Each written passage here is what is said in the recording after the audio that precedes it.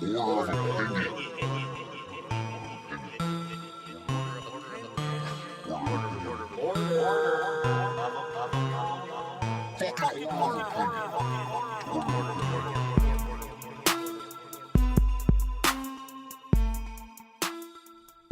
good, hoes? What's good? Welcome to part 2 of our 90s child abandonment genderless special. So fucking roll up the windows, smoke some cigarettes with your kid in the car while you're pregnant. Yeah. And get to the when you get to the destination, lock the doors and leave them in 100-degree weather until they fucking nearly suffocate. And then laugh about it later and make them apologize. Yeah, and if That's you're, Home Alone. If you're at an airport with a 7-year-old, give them their own ticket and don't hold their hand. And run away. They'll catch up to you, I promise. Because that's the Home Alone moral. Yeah. Have too many fucking kids to give a floating fuck about, right? Hey, 7 and 7, 14 McAllisters. Let's get rid of one of them, right? Let's get rid of the dumb one. Well, I remember, I'm too busy rubbing mustard stains off my titties on my pantsuit. Kevin! And if that's not fucking classic slapstick humor enough, take your kid to a game crazy, because that's where most, like, evangelical fucking child molesters are. They tend to look like Jack Black with, like, an extra film of grease. And they're normally in the Nintendo section. You're like, you don't have a fucking kid. Why do you have a little Nintendo, you fucking weird-ass motherfucker? Yeah, or you can just go down to your local card shop and find that 35-year-old who loves playing Magic with your son. Yeah. And he normally has overly grown nails. Yeah, usually, and really thick film of grease in that hair. Like, it looks like Dreaded, but not. Yeah, just leave him in that pedophilic jungle and record it, and that'll be a movie. That'll sell hundreds of millions. Send him off to New York. There's a lot of child molesters that like to edge themselves during fucking cinematic adventures. That's for sure. And this is one of them, because... Definitely one of them. Every time, you're just like, are they going to get those kids? And then you get tricked. He edged out a little Especially if you more. have a kid that looks like Macaulay Culkin. You're like, I know my kid's going to be a child star, so I just throw him in any store around old men, and it's going to be hilarious. He's like $1 on a string. But that's what Home Alone is, like petrifying kids by making it seem like you can actually survive on a diet of pure fucking sweets, and you can survive with half-ass booby traps. When the reality is everyone is out to fucking rape you. Rape the shit out of you. Yeah, except for the one guy at the toy store who really looked like he was going to rape the shit out of you. Oh, God, yeah. Here, son, take this dove and shove it up your ass, and I'll take that dove and shove it up my ass, and maybe we can be twins. They're called turtle doves because when they come out of your asshole, they look like little turtle heads. Yeah, everyone's out to rape you, and somehow you have to have a relationship with some old fucking potential child murderer rapist, or that he already was, and you're just his next victim with a salty butthole fetish, right? Oh, God. Or just some disgusting big butch homeless bitch, right? Yeah, well, in this case, yes, like big butch homeless, Scottish, Irish, something in between, maybe Welsh. Well, apparently she couldn't keep her husband satisfied with her fucking inbred shepherd's pie recipes, right? Thank you. So she lives in and off of pigeon shit. Yeah. Like, that's her protein. Like, she's probably been doing that new fucking craze, the intermittent fasting. She's just like, yeah, I don't eat because I'm starving myself for 16 hours. But don't worry, I get all my macros, like moldy bread and fucking rotting cans of beans. She's like, I fatten them up so I can eat them. No, but she fluffs them up so she can turn them into a protein powder. They're also a makeshift weapon. So after her workout of standing in a New York park for fucking 13 hours, freaking the fuck out of the New York joggers. Like, I feel like getting out of these bright clothes. I don't want to run anymore. The joggers think they're in the fucking, like, what is that, crow? That was too much bird shit and lady facial hair. Or the birds. Freaked me the fuck out. Fucking, oh my God. Yeah, you have to develop, apparently as a small child, that no one knows you're lost. You have to have these secret relationships with these ghoulish fucking lonely people. Yeah, and hookers are going to try to solicit you. So they could potentially save you from a murder or a rape? Or they Even though you've been thinking the whole time they're the ones going to rape you? And then even when they help you survive, they still rape you off camera. That bitch was so scary to him, she scared him in broad daylight with other people around. Yeah, because you have to give life advice, because, like, the first movie, he's like, hey, man, your son doesn't talk to you because you played Connect 4 with his fucking anus. All right? He's like, well, that's what I hired Buzz for. God damn it. Well, you don't have to be afraid. Connect 4 is a fun game. And he's like, hey, gross homeless bum, how about you fucking shake off the bird shit and realize you look like an out-of-shape fucking offensive lineman. And no dude fucking under 600 pounds or with eyesight gives a fuck about you. Oh, I haven't talked to a little boy in about 60 years. I've seen She- the greatest rapes from up here. From Sinatra, Marilyn Monroe. Every time I heard her talk, it sounded like leprechaun gibberish.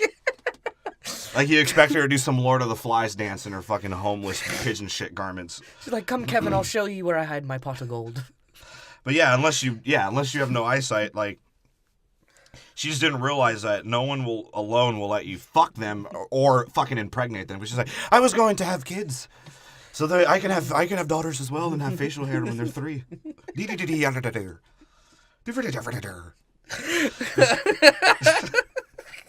That is the plot of Home Alone 2. Is a genderless boy alien meets a leprechaun. Well, she sounded like she survived the gangs of New York. Actually, Bill the Butcher had both of his eyes. He just took me squirt in his eye and had to get a glass one. They called him Bill the Butcher because the way my vagina looked after he fucked me.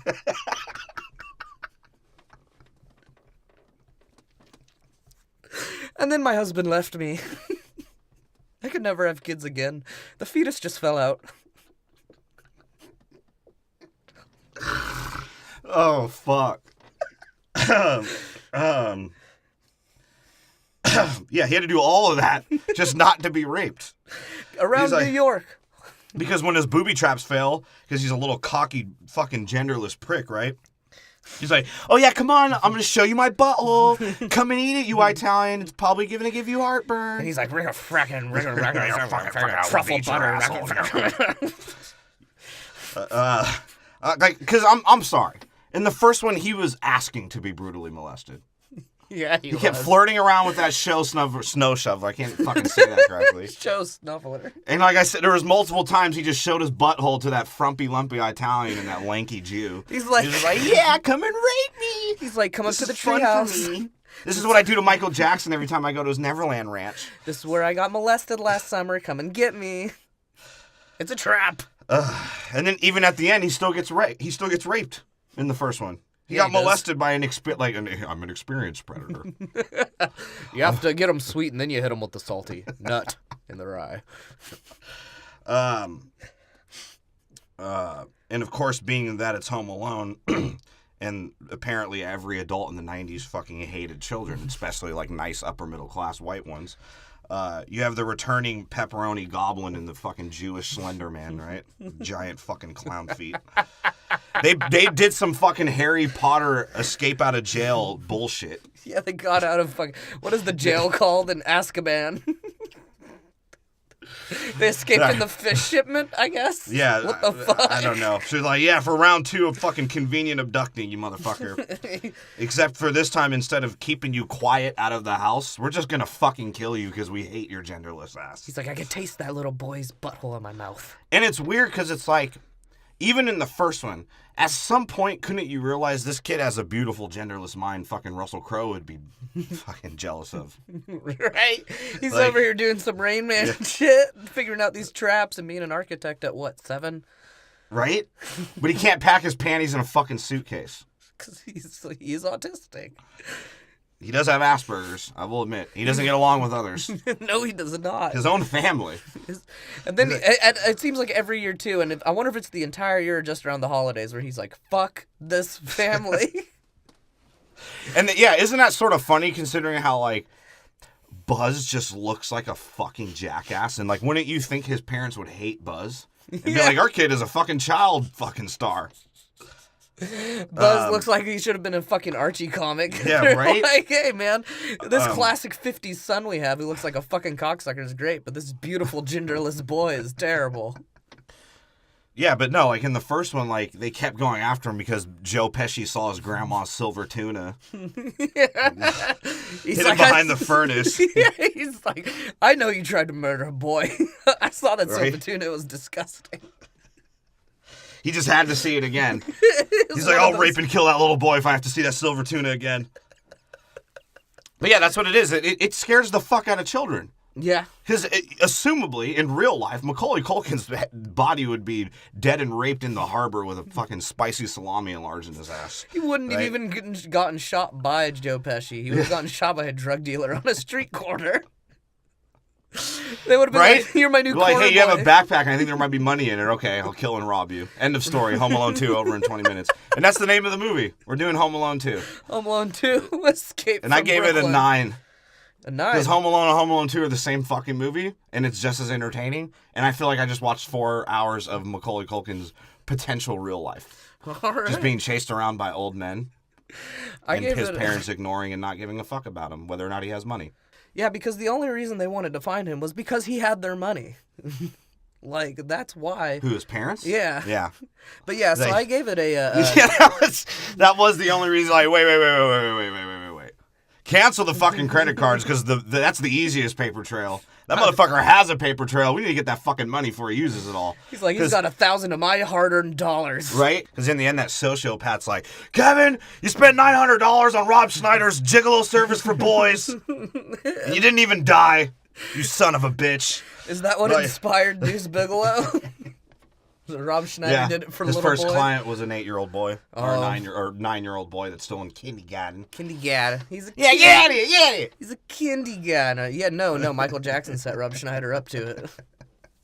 He's like, I'll be with kindergartners forever. I like him worn out first. He had very specific child molestation. Yeah, and how did that fucking Jewtalian duo become more cartoonish in this one? Like, he's like, hey, Harry, we're going to be the sticky bandits for the time we stick it in that pasty faggot's holes and match our orgasms together. I told you we'd Harry. be the rape bandits. Yeah, with his little, like, pepperoni troll laugh. He's like, And a syrupy cum gun. It's my new move, baby. hey, Harry. Harry. Harry. Have you seen my hair, Harry? No, yeah, get out of here, yeah. No one's gonna think to rob a toy store on Christmas Eve. We will, Harry. Yeah. And it's Hanukkah, you bitch. But yeah, I gave it a 9.2. I actually think it's better than the first one. I settled. It's more entertaining for sure, but then Yeah. I was just like, you know what? It's just one pasty blonde fucking genderless genitalia just floating in one continuous fucking story. You know what? That's why. You know what, though? What made me give it that is like just the stupid fucking like cartoonish scenes they had in this. There Yeah. were sound effects. He fought a pigeon at one point. Joe Pesci did. And then, Yeah. You look at him cooking your mayonnaise sauce. Yeah. Get out of here. Come on, get out of here. Get out of here. Come on, get out of here. Beat it. Get out of here. Put some Hey, mayonnaise on Harry, it. you shouldn't eat the pigeons. They're not kosher. Harry, what can I put my big clown feet on next? It's hilarious, Harry. I don't care if we steal for Christmas, Harry. It's Hanukkah. I have a dreidel. It's telling me to rob. Yeah, get out of here with your dreidel. Get out of here. Yeah, come on. We spin the sausages, we pay that. Yeah. It's the land of opportunity, Mom. Smells like pussy. But, as fucking Macaulay, the young Macaulay the Great, Culk. tries to survive his own fucking planned out disappearance from his sociopathic dad. Because he is Scott Peterson in this one. They are this one is not a fucking it's an accident. This one was completely fucking planned out by the parents. Right? They're like, we're gonna get rid of this fucking kid once and for all. Right? And it's like it seems like his dad has had it for him since he survived the abortion. Pretty much, because he's like, come on, kid, you killed your grandmother. You lie about Buzz, who's my favorite assassin. For some reason. Yeah, for some reason. Because he's his fucking next sociopath in line, that's why. It's like, you ever watch Girl with a Dragon Tattoo? You ever seen that No, shit? I haven't actually. Well, like, it was just, like, they were raping, the dad was raping the daughters, and he was, like, molding his son to start raping his sisters. Jesus Christ. Yeah. And that's basically what I'm comparing Buzz to, the Scott Peterson dad that's in this movie. He's like, I was the one who convinced him to put the spider in your butthole, Macaulay. Right? It's like, ever since you've been here, you've just been a little fucking impertinent male Ellen DeGeneres prick. And your mom's too busy fucking getting pregnant and having voluntary miscarriages. He's like, that's why I bought her the vibrator that you so happen to be stealing the batteries from for your stupid voice machine. Right? And trust me, that will be erased, motherfucker. Yeah, because apparently his mom's been snorting a fucking abundant amount of coke in the last year because she lost a shitload of weight. Yeah, and she cut her hair off to Yeah. sell for more coke. It's apparently ginger hair is desired in Ethiopia. Right? And he's having a weird home life at this point, too, because even his uncle's telling him, like, hey, you better not peep my dick. Yeah, well, because he's trying to survive from his dad. His dad's probably been trying to kill him since he was fucking 2. Yeah. His dad's been trying to kill him since he was in the stomach. It's made him feel out of place. He's like, wait, he's going to have mild Asperger's? Kill that little motherfucker. And, like, because she, she's been snorting coke just to look normal in her fucking pantsuit. And she sort of hates the little sassy faggot that he is, too. Well, he is a sassy little faggot. So his dad's like, yeah, I trusted a frumpy Italian and a lanky Jew to get rid of this pest with an ambiguous sex. Even fucking the mom is like, when he lies about, or she thinks he's lying about Buzz calling him a trout sniffer, which is what his dad calls himself. He's like, this is my trout sniffer when I go down on your mom. And he's like, Buzz used to stick a spider up his ass, now it's a goddamn trout. Put it in a sniffer. I thought, because he thought, he's like, you know what? He survived last year. I thought he was too fucking retarded to survive in a house with fucking toiletries and the money I gave Buzz to be quiet over this. I thought he'd at least die from fright when he saw Pesci's dick. He's like, and now the little bastard's stolen 1,000 of my hard-earned dollars. He's like, this ginger skank has had 3 miscarriages this year. We can't stop having kids, and I don't like using condoms. And I finagled one of them with the hanger, so I got my baby killing fixed. Now I gotta kill this little motherfucker. The hanger poked him in the head. That's why it's a little soft now. Sex isn't disgusting with your mom now that she's skinnier, and then we have threesomes with your dead grandma's body. Her vagina smells like fucking coke now. Smells like coke? Yeah, like So gasoline. it smells like battery acid? Yeah, gasoline. Because he's had so many kids, her fucking vagina's a wasteland. Yeah, and he's like, but this time when I desert you, I'm gonna at least get you to the airport, you little motherfucker. Because like that's what he does. He makes Macaulay Culkin believe he's going to get abandoned in the unpredictable weather and fucking Cubans that are in Florida. So like that's what Kevin's anticipating. He's like, oh, we almost got you, but really I hired a dude to look like me at the airport to trick your ass. Exactly, that's what I'm saying. He's like, maybe if I leave him in the airport, some filthy Mediterranean will pick him up. Or before his genderless senses start fucking making improv booby traps around the airport. Right? He's gonna go steal from the fucking Cinnabon. He's like, yo, if he gets stolen by a Mediterranean, at least he'll get stoned to death for having no gender or sold as a sex slave to like some beeper mogul. They'll sell him out of a bodega. Right? And you feel at this point from realizing how insanely of a family serial killer that their dad might be and how much coke that their mom is snorting, like you could see like in the kids' faces that the underlying feeling is like, bro, this isn't fucking funny anymore. Our parents are fucking psychopaths. And they've all like trained him like a cult too. And it's not even like they hate Kevin anymore. It's just like the other kids are like, dude, just fucking kill him already and feed him to the fucking imaginary dog that you starved last year. Seriously. Because when Kevin's giving his apology, the rest of the kids are like, Kevin, just fucking apologize so we can be done with this shit. Right? No one cares. Can't you just accept you're the sacrifice of the family because you have Asperger's? Look, we're tired of buying cheese pizzas. Dad's Cheetos finally kicked in and you fucking... Yeah, it's basically, and Scott Peterson's like, dude, look, we don't have a dog anymore because I fed the dog to grandma, that non-coherent bitch. Oh, shit. Because the kids are like, oh no, Kevin's gone, I wonder who's fucking next. Well, that's why I got Dad. That's why I got Dad his fucking hair gel for his maniacal serial killer fucking hair fashion. And that's why like Buzz is like, I got my teeth fixed just so they wouldn't kill me. He's like, I didn't, no imperfections. Because I get it. In the first one, all right, he was a little snotty bitch. He had too much demands for his goddamn pizzas. Couldn't fucking pack his panties in a suitcase. He tried to gnaw off Buzz's dickhead. I get all that. But he was just overall being a sexually confused bitch in that one. We can agree, right? So that sort of makes sense why he deserves almost being molested by like 3 different older men. That made sense, right? But in this one, his attitude is like he played all of his cards right. And he's putting himself in positions to not get purposely abandoned by his family. Pretty much. Like, dude, look, I'm putting myself in the fucking van before you guys even realize you're in the goddamn van. For when my mom fucking pretends to be accountable for me. And the dad's like, I bought 2 of these outfits specifically for this day. This shit is going to happen. He's like, this kid's being sold at a bodega, goddammit. And then, like, when he got sent up to his rape and Jew piss dungeon that they sent him to every time he gets in trouble for something he didn't do at all. Right? He's like, I plugged in my own fucking alarm clock and I bought my own goddamn Doppler radar in case you guys try to blame the weather on this shitty Chicago shit. He's like, and I need some. And you know what? But one thing he did forget. He didn't buy batteries for his fucking court evidence voice recorder, right? Well, he had to spend money on his own private moving van so that he could actually leave the house. He's like, so he got out the house. He did. He succeeded in that. He had to go through all kinds of fucking things to do it. And but his dad was like, that wasn't the goddamn plan. I'm a mastermind, you son of a bitch. The dad too. He's like, I tried to pay him off at first, but I don't think he got it. So now I can blame him and get him in trouble later if we ever do find him. Oh, for Buzz? No, for Macaulay Culkin. Actually, that would be brilliant if he blamed Buzz. Like, he was like, look, Buzz has been he's been manipulating and raping him this whole time. No, too. But I mean, like, what if at the airport he's like, here, Kevin, here's a bag of all my money. Now leave. That's. Wow. But later on, he's like, fuck, we found him. Kevin, you motherfucker, how'd you get that money?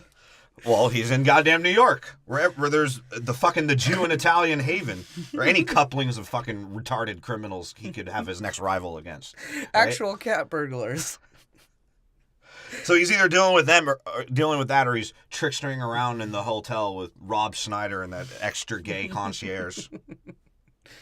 Like, Rob Schneider's like, I wonder if Adam will let me give him a rim job for a new part. The other dude's like, can I come in your ice cream, sir? Yeah, he was just trying to get in little rape quickies, like, whenever he can. He's like, oh, there's a 2-minute scene I could be in. I wanted to see your dad's dick. Here, I put roofies in your pizza. So I can suck on your peanuts. He like jiggles his little. You have the advantage. This is the most but I'll have the dangerous advantage in the end when I'm on top of you. I sent the boy out into the New York City. I have jizzed in your pizza. Pizza. Come like, to why the did he say it dark like side. that? Why did he say it like that, right? Because he was offended by pizza. He's like, and being surrounded by the child predators, they had to throw in another one, a fucking 5th child predator in this series. Is that dude with his extravagant toy setup so he can watch kids all day from behind the register. He's like, why? I'm just gonna jerk off and I'll jizz on this fucking desktop Christmas tree whenever I'm in trouble. It's because they see me. Right? He's like, of course I let the kids play with the toys. How do you think I touch them? Oh, God. Here's my annual donate $1 and I touch a kid fund.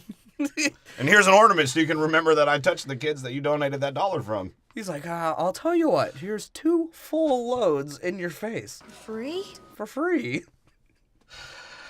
And number 6, which is now a woman. Number 6 child predator. Well, it is genderless, so I mean, I guess a woman could go after him. And he just has to feel bad for some fucking butch homeless linebacker having secret conversations about her massive failure as a fucking adult. Right? Because she was heartbroken. I can never love again. Her leprechaun gibberish. I just heard literally like leprechaun gibberish. He tried to steal me pot of gold. He rejected me shepherd's pie. I know. I don't look like, very pretty right now, and I never did. That's why he left me. It's like, dude, no, and like, she explained like part of the reason why she got heartbroken is because he didn't want to impregnate her pigeon coop of a snatch. He's like, I'm afraid of birds coming out. It's like, bitch, go get a job like every other unattractive woman in the world. He's like, look, I had to leave my wife. I had to leave me wife because her labia had bird shit on it. I was getting tired of that. Hey, I'm getting out of here. And he just walks in the closet and disappears. Oh, shit. But it seems like this movie almost, like, linked up with Macaulay's real parents, right? Like Joe Pesci and Stein, whatever, Harry Stein, whatever his name Marv. is. But what's his name in real life? Henry Stein, Harry Kosher Stein. Stein, whatever his name is. Kosher Steinback. And, like, Joe Pesci's like, now your real parents going to keep 100% of your money, you little kindergartner. Yeah. Look, Mav, we're just going to eat his butthole. And he's like, dude, wait, first off, I'm halfway a boy, and I'm about to be in fucking 4th grade if my parents aren't evil and can pay attention to me, you dumbass. You uneducated fucking Italian. And if I make it to 5th grade, I'll only have 1 molestation under my belt if I could fucking figure out how to booby trap you motherfuckers. Right? He's like, I started eating pepperoni in the 5th grade, and it looks like you won't either. Good one, Harry! Oh, why do you have a gun? I've never eaten pepperoni. How'd you get a gun in jail, Harry? Bro, because you have to think... It was part of Christmas gift exchange. You gotta think, how did he get a gun? Yeah. I was wondering that, because they're on the run. Right? How hard is it to buy a gun from someone? Well, considering the fucking 8-mile New York Skid Row with the herpes-infested prostitutes and the crack dealers just bumping children.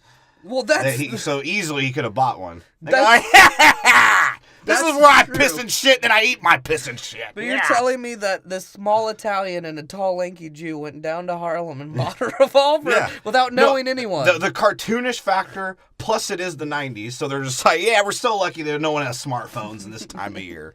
They don't even check ID. But this movie was the exact same fucking movie. Yeah, it was it literally was. a clone. Except for if Macaulay Culkin cloned himself, he probably had sex with himself and caused the next epidemic. And it's true. But it literally was that much bigger, too, because think about it. He's staying at a huge hotel instead of a house, and all the tricks happen in this huge house instead of just like a couple floors of his, well, I guess was a mansion in the first one, right? That's not really a mansion. That was middle class. That was like a in the 90s, McMansion, yeah. But this... Like, they were like, yeah, we got a desktop computer and 2 stories. We're rich. And instead of visiting Mall Santa, he visited a child molester at a toy store. And the Mall Santa dipping his cigarettes in PCP is a lot better than the child predator in the toy store. 2 turtle doves. It means I'm gonna rape you later. Yeah, because with all his fucking spliced unisexual swan facial features, that's all we had to watch now. It grew up. They just grew up. It was a lot funnier when he was 8 years old, like, wagging around his butthole to Joe Pesci, like, come and rape me. Hey, guys. No, he's like... I know I could have escaped, like, 53 different times as you were falling on my retarded fucking booby traps that just basically, like, splintered your feet. That's all it did. I mean, he did churn Pesci into a pizza margarita. Yeah, he did. But other than that, Bro, and he did brand him. In this one, he's just straight dangerous. He's going for murder in this one. Yeah. But, yeah, you could tell at this point, Macaulay, in this movie, that his parents are already depriving him of money. Yeah, because he's just a greedy little He's like, dude, I'm asshole. getting molested on and off screen for you motherfuckers, and you're holding back my cash? Michael Jackson put a date rape drug in my Tang, and I woke up naked on a merry-go-round. We're the only fucking carousel character was Michael Jackson. It got whiter over the years. And Michael Jordan tried to replace me with Steve Kerr. And Steve Kerr molested me for a spot back. He said if I told anyone, he'd fucking kill me and smoke my ashes. I'm 8 years old. I'm a 6 man. I don't get paid shit. And that's how the movie starts, right? It's the same fucking creepy music last time to let us know it's cool for young boys to have relationships with the homeless old fucking people. Or rumored family murderers. Bro, and I keep thinking Like- this. Did Harry Potter steal their music from Home Alone? Because every time I hear it, I'm like, it's the bro, same that's music. Harry Potter. Dun, dun, dun, dun, dun, dun. It's different. It's a little different in the middle, but the beginning is the exact same fucking music. Harry Potter does look a lot like a brunette genderless... oh my god. He is a brunette Macaulay Culkin. Well, he didn't get left home alone. He got sent to a But I mean boys' the school, Sorcerer's yeah. Stone? Yeah. Yeah, he's... I also want, just to fucking Harry Potter in general, I've always thought this. Lord Voldemort is the biggest pervert in the world. Oh, yeah, he was spying on Harry Potter for a long time. Versions of himself inside of another man's head. Well, that. He also had a diary that convinced a I've young been fucking your brain the whole... Yeah! He had a diary that convinced I've a young killed bitch- Harry Potter! I've killed Harry Potter. Yeah. Yeah. That's what he was doing at the end of the fucking last one, man. Yeah. Yeah, I've killed Harry Potter! I'm a wizard. Oh shit. Yeah, and Macaulay's like, yo, in my contract it says I'm going to get molested in Florida by Al Pacino and Jim fucking Carrey. That aging bird and that wife killer, right? Yeah.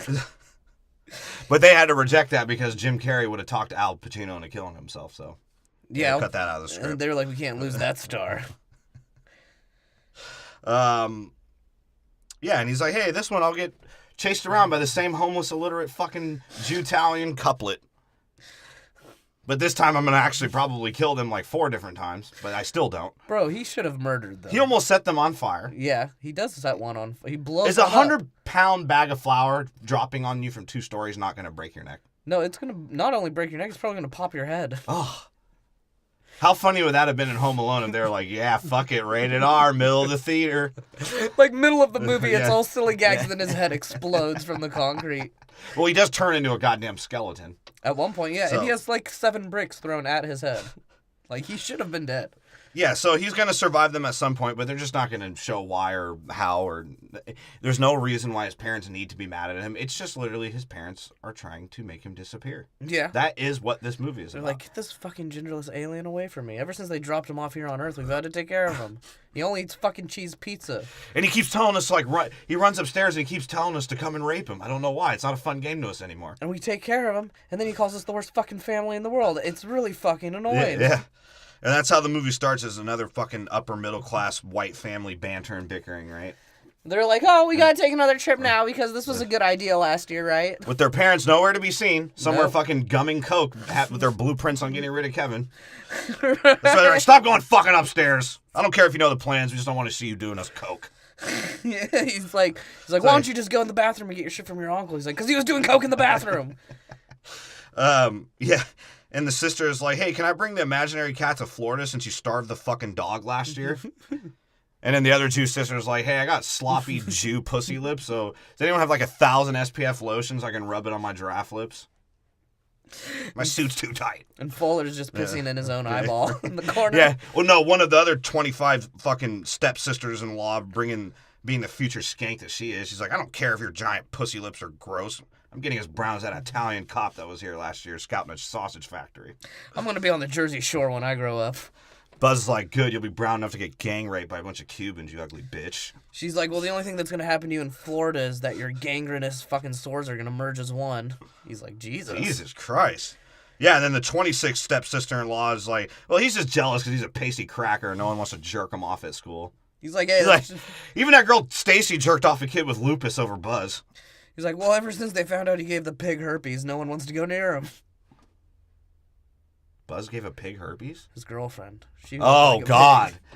I was thinking more of like an autistic hungry hippo. But that's all right. Yeah, and then Uncle Frank sees his Jew sperm failure of his son with a Coke in his hand. He's like, hey, you wrongly circumcised Jew. You didn't piss on your fucking cousin's face last year, and that's why our trip got ended. That little genderless freak. Like, pulls the coke. He's like, you know your dick hole's too big to handle this. And your chin isn't sagging yet. You're not thinking of profit margins. You're not Jewish enough for that. Now take the gold coin out and kiss it and walk away, son. So Macaulay, being the smart kid that he is, he's like, yo, I'm staying in my parents' room, and I'm being fucking attached to your hip the whole goddamn time. You motherfuckers are not getting away with this shit. He's like, I'm going to record every fucking thing you're going to say. That was his life-saving device. Because he had to record so he could prove his family was purposely trying to abandon him.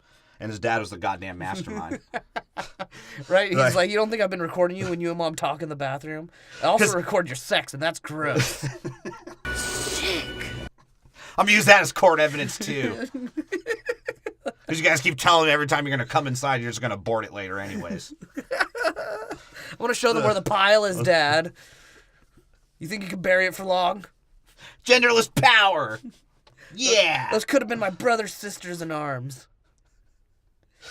Or either all could be true, or he was just trying to test how feminine he could make his voice, right? Because his mom's like, hey, did you grow a dick yet? He's like, Yes. He's like, well, you're going to tuck it in for your performance?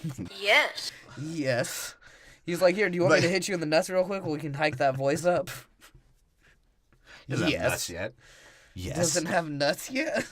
And everyone talks, like, I feel like everyone that hates on this movie just kind of talks about how his performance is, like, too calm and uninspired, when it's like, no. His real parents are blood-sucking leeches, and his fucking fictional parents are trying to abandon him after they fucking botched the abortion.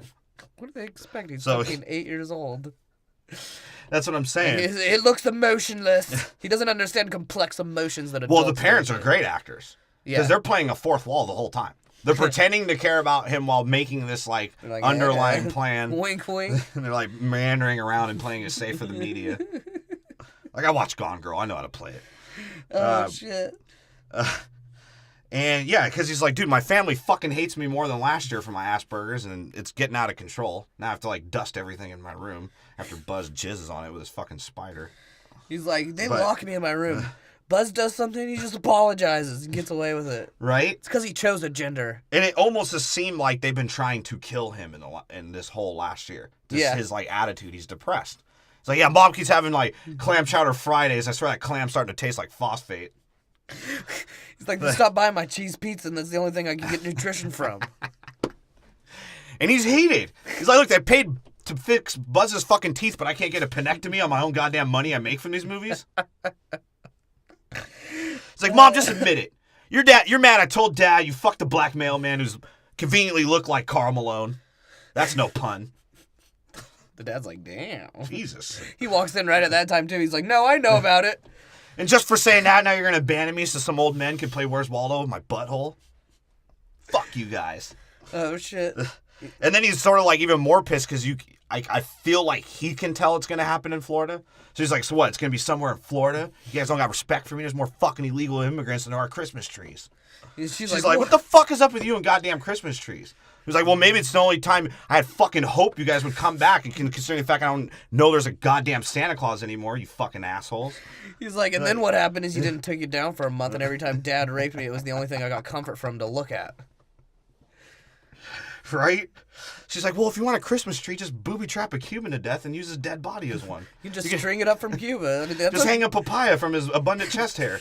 That's okay in That's an Florida, ornament. actually, right now. It's only 2001. Or 2000, I guess. No, it's like 94, God. huh? So you could string a Cuban. That is sort of true, too. Because the only lessons he learned from the last movie, considering the fact he's now a genius, is that Santa Claus isn't fucking real and his dad is the future Chris Benoit. Pretty much, yeah. Because he's like, if this plan doesn't work getting rid of me, he's going to commit a family murder / suicide. Right? He's like... So he really actually is a sacrifice when you think about it. Well, yeah. And it's funny, too, because they're like, hey, now you got to go sing like a little gay choir boy that you are. Well, no, first she's like, well, love you and miss you. He's like, what? Huh? He's like, wait, and by the way, your grandma that knitted that I am a fag sweater last year, she bought you this fucking clown sex toys you can hump it in the pool to attract older men so you'll get abducted quicker. She also sewed an I am a fag on it. Now go get ready, you little bitch. Because she's like, grandma's in on the plan too from 1,000 fucking miles away. She's tired of your bullshit genderless attitude. Right? He's like, It's I don't like- want to go to the choir. That's where you guys parade me around to your friends and show how high you can make my voice after you fondle me. And that's why I moved 1,000 miles away from that bitch. I wanted to euthanize her. But your dad didn't want any more murder in the family after we get rid of you and all our abortions. We're going to hire the neighbor for it. Apparently he killed his own wife. And I starved the family pet last year, remember? That was hilarious. I was going to leave him in the car just like I was going to do you, but didn't work out that way. And then you see Scott Peterson's fumes just looming in the hallways, right? And he's like, all right, step number 1, cluelessly unplug the fucking alarms. No one will know. He's like, I'm not doing this right now. Instead of this, like, bullshit, like, East Coast storm, right? Where that blew the brick and mortar of Chicago that Charlie Chaplin kept a sex slave in or some bullshit like that. Yeah. What is up with the East Coast and that shit? I don't know. Billy's got to be 400 years old. It's tradition. I don't care if it falls down and kills me. He's like, One of "Look," those goddamn Harry Potter wizards will fix it. He's like, I get it. It's fucking brick, and there are better houses, and my house is filled with asbestos. But George Washington once molested a slave in here. As a historical site, I can't fix it. It's like, Jesus. Oh, God. Yeah. Anyways, yeah, but he unplugs the alarm clocks. He's like, all right, when he wakes up, we either leave him at the house, the airport, or we'll throw him on another goddamn plane. We got many options this time, so that maybe that fucking creepy van driver will take him away, too. I don't know. I'll pull it off. Hey, can you wear a tie for your last day in front of me so you look like a goddamn boy before you get abducted tomorrow, you little cocksucker? He's like, I would, but it's in the bathroom. My uncle told me that he'd slap me with his dick and I'd never want to be a man again. And the dad's Right. like, yeah, okay, we'll go in there anyway. He probably will slap you with it. Yeah, right. He's like, yeah, Uncle Frank's in there, and he told me if I saw a soggy Jewish naked body, he'd rape me into feeling like a real boy again. Whatever that means. His dad's like, Uncle Frank's just joshing around. He knows he can't leave DNA in you before we leave you. He's like, look, his dick can't rise like matzah, and he knows it. He already beat his 2 child abuse cases when Fuller fucking snitched on him 2 years ago. That's why he gives him as much Pepsi as he wants. So just run in there, and if you slip and fall and bust your head open, don't worry, we'll come. Don't scream for fucking help or anything like that. We'll know. And if you slip and fall on Frank's dick, we know what that's about anyways. He's a pedophile and you're a homophile, all right? And we're gonna allow it. And Uncle Frank's just singing some jive turkey bullshit. And, of course, like, the prodigy of children to be molested just walks in there because he just wants to, like, fucking see some old man dick and steal a mental note or some shit. It's like, I want to listen to how a man washes his dick and see if it's okay for me. See if I want to keep it. My dad won't teach me how to wash my dick because he's hoping the infection will kill me. That's hilarious. And then that's when Uncle Frank's like, get out of here, you little genderless pervert, or I'll rape you silly. And he's like, oh, God. He Scooby-Doo's out, too. Even gives the look. He's like, whoa, zoinks. Oh, that's going to be hilarious to masturbate my little nub to later. That was Uncle Frank talking. His little nub. And, of course, talking about molest and rape, they're at St. Gerard's, the Catholic school, right? The place that probably made Kevin hate religion and hate gender and Hate life. the first place he got old creepy men attention from. That's why he loves it. And they have the children's choir, which of course no fucking kid ever wants to do, and obviously some dried out cunt of a fucking program director, right? Right? Yeah. And he is. And they're all like singing, and that's when his mom like turns to Scott Peterson. He's like, "Oh, his solo's up," and like. His little, like, he's, like, sociopath chuckle today. It's like, It's like, oh, yeah. he, like, turns to Aunt Maud. He's like, hey, my son's solo's up, and it's going to be the last time you hear him sing. I guarantee it this time. Fruity little faggot. They play telephone against the Uncle Frank. He's like, you said you want me to jerk off in a solo cup. What? Yeah, because, of course, being the Jew he is, he's snoring through a Catholic event with his fucking tuna heavy-induced sleep. He's like, I don't believe in that stupid bearded cocksucker. And, of course, Macaulay Culkin sings like a molested choir boy. He's like, Christmas time means ass rain from hobos in the snow. He's like, bath salts in my body, telling me, oh no. And then he dies.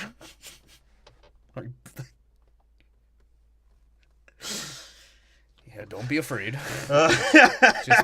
And Buzz turns him into a genderless glowing ornament, right? Right? He's like, look. And the dad's like, everyone's like, ha, that's fucking hilarious. You're creative and hilarious, Buzz. And Buzz is like, look, this is what it would look like if the dildos lit up when we fucked him. And Uncle Frank just like turns to the sociopath Scott Peterson and he's like, I'm sorry, your son's one shining star of a faggot. You like my chin sagging and flapping around? Oh, God. He's like, this is where I keep the hair from the top of my head is in my chin. It's for safekeeping. It's funny how my chin looks like my wife's vagina. You little creep. I think it's hilarious, too, at this point, because he just turns around to Buzz. He's like fucking triple his size. He's like, did you flop your dick on my shoulder again? He just pushes him the fuck down, and immediately the whole white, unathletic choir just fucking falls down. Like dominoes. Right? Yeah. And then the tree falls and knocks the piano bitch out. Yeah. And Uncle Ray's like, oh, that's hilarious. I hope you got hip dysplasia. You drive... Oh, God. Like I said, this sort of proves that his parents might have hated him even fucking more. Yeah, because they put him on he trial. Absolutely did nothing. Buzz was fucking with him while he was having his little fruity solo. Which they clearly saw. The whole gym saw. Yeah, so it's like they're hating on him for sticking up to his gay retard of a fucking brother, right? Who's also a sociopath in his own mind, in his dad's footsteps, because he's like playing fucking family politics just to manipulate because it's funny to him. He's like, look, I know I'm the one on trial right now, but Kevin is a faggot. And they're like, oh, yeah. You're okay, Buzz. He's like, hey, Kevin, I'm sorry I raped you too, all right? He's like, look. And then he turns to him. He's like, yeah, take that, you little trout sniffer. That's what you're going to be sniffing when you're in my ass. Trout. It's like, you know my spider died in there last summer, Kev. Kev. And they want him to apologize. He's like, this is even more fucking stupid. Like, he stands the fuck up. Because, like, first when Buzz is, like, saying, I'm sorry because I raped you, like, Macaulay's like, what? You don't have to be sorry for that. I liked it. Yeah. And he's like, your dick's not so bad, Buzz. It's tiny because you're fat. He lost a little weight in this one. He did. He slimmed down, yeah. Did they base Sid from Toy Story off of Buzz? I feel like they might have. Toy Story come out before or after? I don't know. I don't know. Way after. Yeah, it was like 95 or something. But he's like, yeah, this is stupider than last time. Instead of fucking no genderless pizza, Buzz flops his dick on my shoulder. I gotta apologize for the choir being unathletic. And that bitch for keeping her chair at the end of the stage like a jackass. She's it's like, my goddamn fault. She's like, Kevin! I hope she's handicapped. She handicapped me in that fruity solo. He's like, Dumb look, bitch. if y'all are, and he says it in front of the whole family, he's like, if y'all are literally dumb enough to believe Buzz, then fuck you. Yeah, right? Because he's like, Buzz has always been a prick, and he's probably fucking failing out of school. And he just called... And I know he's force-feeding Plan B to his hungry hippo autistic girlfriend. But no one calls him out on that shit. So as far as I'm concerned, I'll let that bitch ass have it. He's like, and he just told me we have to play a game called Trout Sniffer, and I don't know what that is, but I think it involves a smelly dick. And I'm not sure if I'll like it or not. I hope this didn't ruin your stupid fucking Florida trip. I hope you all die in one of the 3 hurricanes an hour that's over there. Fucking Hurricane Jamar because they run out of Latin and white names. Or you're an innocent bystander in a Coke deal gone wrong. It's Hurricane Kimbo Slice. Because mom was trying to buy Coke. So he's already like walking up to his rape and Jew piss dungeon as he knows he'll be sent to. And his dad's like, hey, you little prick. I'll have this tiny kidney Jew drink 8 more root beers before he goes up there if you keep acting like a little asshole. He's like, go fuck yourself, Dad. Yeah, he's like, what, child dick and piss in my face? What else is fucking new? He's like, that's what Michael Jackson's house was, except for I made him look in the mirror after he's done with me. And instead of Fuller, it was a monkey who was pissing on me. Off a goddamn Ferris wheel. It was torturous. And Uncle Frank's like, you better not fuck up this free trip, man. Your dad's paid a lot of good money to get rid of you with no witnesses. He's like, hey, shut up, you dirty Jew. And Fuller's like, oh, shit. Well, because his uncle's got stake in the game, because he's like, look, if this works, we're pulling the same goddamn thing on Fuller. So you better enjoy his piss now, because you're never going to see him again. I'm hoping this is a package deal, and I can get rid of this little asshole, too. And Kevin's like, good, I didn't want to go to Florida. The idea of Cubans being around me is making me want to take a shower anyway. She's like, fine, go upstairs until you can apologize to Buzz. He's like, good, Uncle Frank. I'm glad you got a free trip on my sociopath dad's salary. We don't even know what the fuck he does anyways in real life. Right? Like, what does he do? The dad? Yeah. They don't say. They told me Al Pacino and Jim Carrey are coming after me in the contract, so fuck you guys. I'm going home. They gave those 2 assholes the same matzo marinara deal they gave him last time. And ever since Mom's been doing coke, she's losing a lot of weight and being more of a cunt. Mom hasn't even looked me in the eye since she started doing coke. It's getting creepy. She wears a pantsuit to sleep, and it pisses me off. She sold her hair for coke, guys. Are you all dumb? The dad's over in the corner just like, can we kill him? We have a furnace. Because she's using, like, the most used abuser's tool by blaming him for her child neglect. Right? She's like, this is what happened last time. You went up in the attic, and you're waiting for that little Jew piss, and for us to forget about you and your dad to clear his name. Right? She does. She puts it on him. She's like, you're the one who wished we were gone. And he's like, and you're the bitch that forgot me. Yeah. Yeah, plus that I'm getting crapped on by older men. I said that wasn't the goddamn contract, too. It's a line I wouldn't cross. He's like, now I gotta do some crazier Wile E. Coyote shit just to fucking survive the next abandonment you guys plan. What the fuck? She's like, well, you weren't supposed to know about the plan. But yeah, we're gonna abandon you again. You guys are cool with Buzz sticking innocuous animals up his ass, but I can't have a penectomy? Fuck you guys. She's like, look, until you can stop making fun of Bud's strange addiction, you can stay up here and think about what you've done. And where's that goddamn cheese pizza you've been promising me from last year? There's no cheese pizza, Kevin. You said you wouldn't kill me on Christmas this time. Dad promised it. She's like, all right, well, I'll be downstairs doing coke and watching Richard Simmons. When you want to apologize to me for surviving your abortion, I'll listen. Maybe we'll rethink fucking having you killed on Christmas. Or maybe we'll just give you more supplies. I don't know. She's like, you got your wish last year. Maybe I'll get mine this year. And then, yeah, that's when she's trying to make him apologize. He's like, I don't want to apologize. I'd rather kiss the toilet seat after that snow shoveler shit on it. By the way, did you guys fucking get him arrested for molesting me yet? She's like, no, we weren't going to tell anyone. We thought you deserved it. And that's when he starts talking about it seems like his real family issues starts coming out in his acting, because he's like, look, if I had my own money you fucking leeches took from me, I'd have my own life. And my own ketamine, my own toys for my sexual release without getting old man surprises in my mittens. Be a hell of a life. She's like, that's a little bit too much detail for me, Kevin, and I care not to listen. Well, you got your wish last year and some old man molested you in just mittens. Maybe you'll get it again this year. Your dad's plan is pretty mapped out well this time and flawless, so maybe you'll get it again. He's like, but this year it's going to be a tall Jew wearing stolen child's mittens. And he's like, and she's just like sort of tired of his genderless tantrums. Like, she's tired of it. But and this one, so this one captures what the first one failed at, because they make his family look like way bigger dicks in this one than they were in the other one. Like, it gives him a reason to be pissed. Well, because it seems like at that point he just wants to yell out to his dad downstairs, who's always never present in their family talks or meetings. Yeah, the mom handles the business. Yeah, and his dad just forgets. His dad's like, I'm trying to get myself an old-fashioned. She's like, hey, Dad, I can booby trap a whole fucking city, man. I'm a goddamn Roger Rabbit in this bitch. You hear that, Dad? I'm not going anywhere. I'm not going anywhere, Dad. He's like, I'll fight every day in court just to prove I'm innocent of murdering my child. I'll get away with it. Fucking will. I'm Scott Peterson. Bitch. I just put more oil in my slick back hair. People will believe me more somehow. Yeah, and all the shitty East Coast weather magic could do this time is blow a fucking nuspaper of exposition on the door, right? Yeah, it's like, what bandits escape again? Yeah, they spicy sausage and Baba Ganoush their way out of bars. This is gonna be hilarious. Now they're somehow gonna meet like 1,000 miles away. Yeah, because they both are coming from Chicago. Yeah, and they're both are.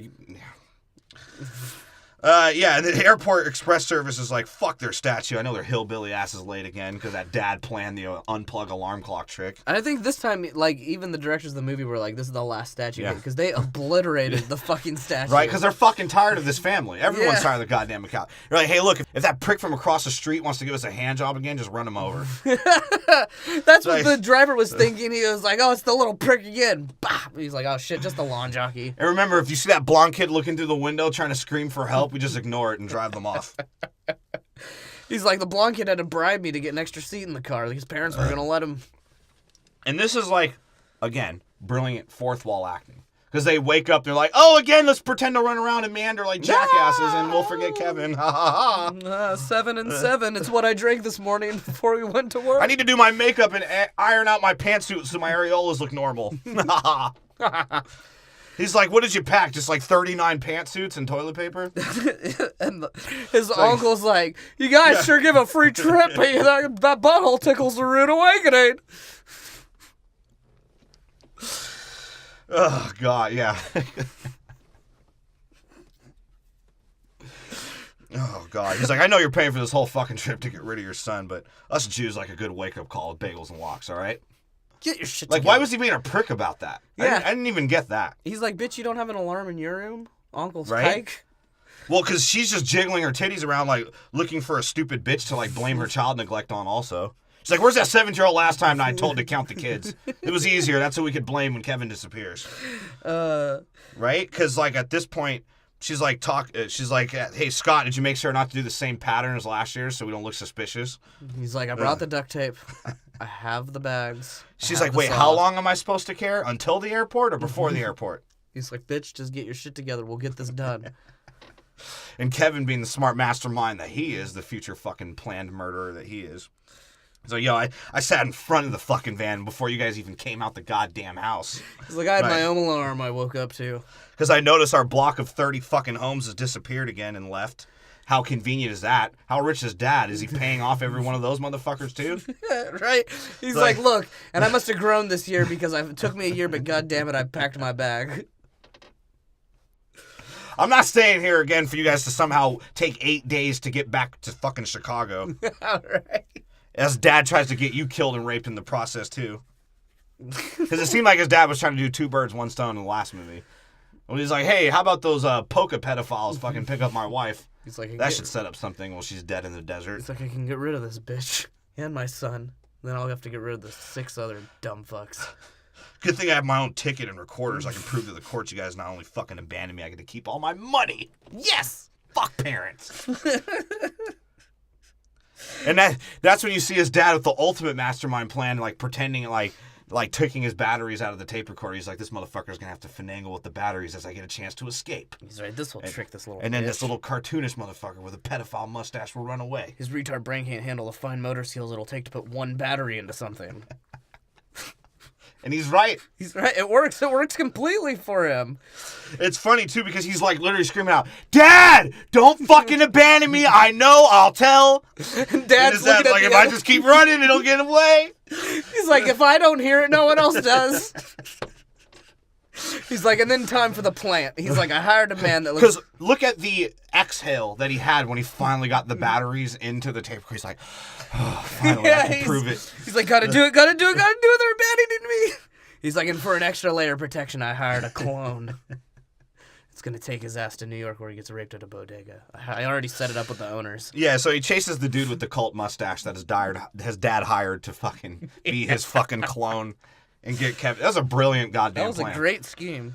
Is the director Christopher Columbus? Did he like beautifully abandon his children? Is that why he understands this game? Because this whole movie is a game. It's a cat and mouse game. Maybe the family trying to get away from Kevin. Maybe he took after his namesake and he's like, I know how to navigate a child abandonment. I'll make 2 movies about it. Yeah, right. And then when they get to board, of course, like his mom hasn't, through just 11 kids, hasn't seen Kevin's face and is not suspicious, right? Yeah. It's like, what did they do when the van got to the airport? She's just like, all right, I got to jiggle around the pantsuit, make it look good. She's like, his face is just so genderless, I forget it sometimes. Honestly. It just blends in with the concrete. He's like, look, most of the time I just assume there's a ghost following us.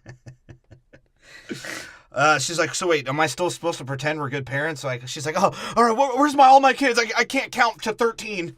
He's like, look, bitch, I've tipped off. Yeah, let's go. Let's the fucking gate. go. He's like, I've tipped off the gate people. They're not gonna say shit. Just get on the fucking plane. Oh God, yeah. And then as Macaulay is, doing his genderless fucking speed running, jumped over a hurdle of 2 Italian men. He hits the boarding pass lady, and she only had like 25 of them. They're like, oh, I can't count to 25 either. I'm just like every other fucking adult in this movie. It's like, look, the plane's got to leave at exactly this moment. Like, please, look, my family tried to abandon me last Christmas, and I almost got raped by a lumpy Italian with a gold tooth and his silver tuna, and then I got deflowered and my butthole salted by some show snuffler. Can you guys just let me on? He's like, well, if you don't find your dad on the plane, we're just going to leave you at the gate, given that you told us this story. I just want to get on that plane, flash the bald spot on my crotch, and tell my dad, you can't fucking beat me. I'm keeping my fucking money. If I gotta kill 1 million pairs of Jews and Italian scumbags, I'll do it. You can't stop All I need me, is Dad. paint cans, Dad. I'm a fucking genius. Right? And then being like who he is, he just sees the dude with the same coat as his dad, and he's like, that's my dad. Yeah. Right? He didn't see any other of 15 fucking family members on the 90 seats. Like, how hard is that to fucking look for one of them? He's like, yeah, I guess I'll sit next to this dude that looks like a customer in Hostel. Doesn't he? Right, He's yeah. like, remember Hostel, the first one? Like, the dude sat on them with the train and was like, I'm going to eat the salad with my hands. You see how Europeans do it? Yeah, and he's the guy was like, and that's the dude who he actually killed? Like, I thought this was the same setup. He's like, I paid 170,000 euros for you, you little boy. Right? He's like, That's what he's telling him in French. He's like, I'm going to touch your snoozle. No, and it's funny too, is he looks around and he's like, I don't see any other kids. He's like, Dad must have managed to shake everyone off but me. Huh. He's like, hey, look, I'd rather get paid for to be killed than being called blanket and getting molested on a roller coaster to the molester's greatest hits. Why hasn't my family checked on my whereabouts yet? What the fuck? Why does no one know I'm at Neverland Ranch? You know why he doesn't care? Because he's used to not being looked after. So he's like, all right, fuck it. I'll listen to some bullshit. I'm going to listen to Christmas music. It's the only thing that gives me hope in life. Right? Like, God, his story is sad at this point. Like, at first, I felt bad. In Home Alone, I was like, yeah, fuck that little bitch. Like, he deserved everything. But in this one, I'm like, oh my God, dude, his parents are out to kill him. Yeah, especially in this one. And the mom is like freaking out. She's like, I feel like he might have made it on the plan. And no, she's like, I have that feeling. He's like, yeah, that feeling is guilt. No. It's like, look, we were pregnant 9 times. We only had 5 kids. All right? Right. Once we found out he had Asperger's, he survived the abortion. You just got to deal It with is what it is. He's like, like- no, it's the other feeling. Like, he made it on the plane. He's like, bitch, it's going according to plan. We got this. He's like, we've covered everything. We've did everything. We'll be fine. We're never going to get caught. I promise. I might get caught for you when I kill you in the future. I'm just going to feed you to Uncle Frank. Be like, hey, a free meal, you fucking cannibal. Oh, shit. He's like, yeah, and I left him a bag of cash so we don't torture him this time. And I didn't hire a homeless snow shoveler to rape him. I just hired some old butch lesbian Irish inbred pigeon shit dyke. Yeah, and I don't she's think just going to scare the fuck out of him. Maybe scare the fuck out of him to pick a gender. I don't think I just want him to pick. He's like, I don't even think she's gonna rape him. I think she's just gonna raise him as his own.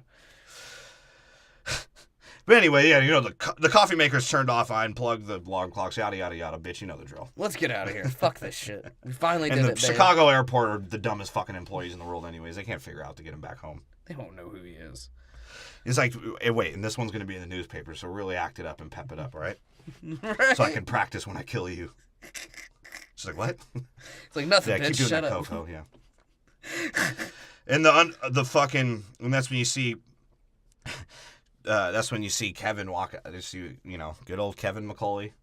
Macaulay Culkin. Macaulay Culkin. Hop out of the boarding tunnel and he's like, Dad, did you pull it off despite all my fucking efforts, you son of a bitch? He's like, wearing his ultimate, like, genderless creep material because he's wearing corduroys. Right. He looks Right. around and he sees the New York skyline and he's like, whoa, there aren't that many Cubans in Florida. Oh, God. He's like, you did pull it off, you son of a bitch. Meanwhile, while his parents are like, all right, I'm going to cartoonishly faint so that the airport has no suspicion of us because, you know, goddamn airport security is going to be after us. Because even when she Like- faints, the dad sort of laughs like, All right, okay, yeah, yeah, bitch. you're over-exaggerating a little bit now. That was funny. And of course he's like, why is this? He automatically randomly is like, I'm not going to tell anyone anything's wrong, even though I'm like going to go up to an airport employee. He's like, you have too much of a hillbilly teeth for me to trust. I So can't not trust supposed crooked teeth. because they told him not to. Well, because that was this one rule. Remember? When Oh, yeah. He's like, don't talk to strangers. What the dad really told him, he's like, you better not snitch on me to any fucking strangers. I will find you. Find you. And then he starts realizing he's in New York, right? He's like, wait, my family's in that death pot, Florida. They might die in a hurricane. And I'm in New York. Like, and and he's I just have like, money. wink, wink, pedosexuals. Get ready for that edging porn. I might get molested this time. Right. Except for in a public setting. Because he's like, well, oh fuck, let's just do it then. I'm Yeah. in fucking New York. And they apparently, a young, genderless boy can walk around New York with a fucking backpack full of cash and not get robbed and abducted. I highly doubt that. Hip hop wasn't that popular yet. And apparently not only is he a brilliant booby trapper, he's a fucking world-class cartographer. So you can find anywhere in fucking New York and get around it in a day. Which actually might be possible, because I feel like New York's just like 2 miles long with like 2 million Italians with 4 million pizzerias. It is really. It's Yeah, 2 pizzerias per Italian. It is He's like- not, it is pretty fucking small, and it all goes north to south and east to west. So if you're just figure out the grid, you'll figure it out. And everyone's like, yo, I love my block. I'm at Westchester 4th Street. Like 15 people were all in the gang. Hey, he's like downtown Yorkshire. And he's using his BFG binoculars because he apparently got on like a 89-story building and he didn't take all day somehow. He did it in less than an hour. Yeah, he just took an He flew. elevator to the top of a building he shouldn't be at. Right? And he's just staring at binoculars, staring up ducks' buttholes and taking pictures of all the gum and dead baby pigeons on the ground. But that's all right. They're all being covered up by homeless orgies, so it's fine. That's New York. Yeah, Giuliani and fucking Italians with K-Swiss on. Yeah. When Giuliani came in, he's like, all rapeable boys will be allowed to wander in New York freely. And that's when you see the parents, the ultimate sociopath scene of both the parents, right? This is getting weird. It's getting weird now because, like, the airport security guy is like, what the fuck is up with these crackers? Because he's like, when's the last time you saw your son, daughter? Did you lose 2 kids? He's like, no, he's just not gender He's like, identifiable. yeah, don't worry about it. And, of course, it's like some fat, greasy white man who should, like, have a hot dog with, like, swirled mustard on his fucking hands every 2 seconds. He's like, let me finish this wiener real quick. Yeah. We can talk about your child. And the one of, like, what, 19 fat, greasy white men in this series? What is up with Home Alone, bro? Well, it's I from a don't white get it. perspective. And Macaulay Culkin's the biggest hashtag Me Too ever.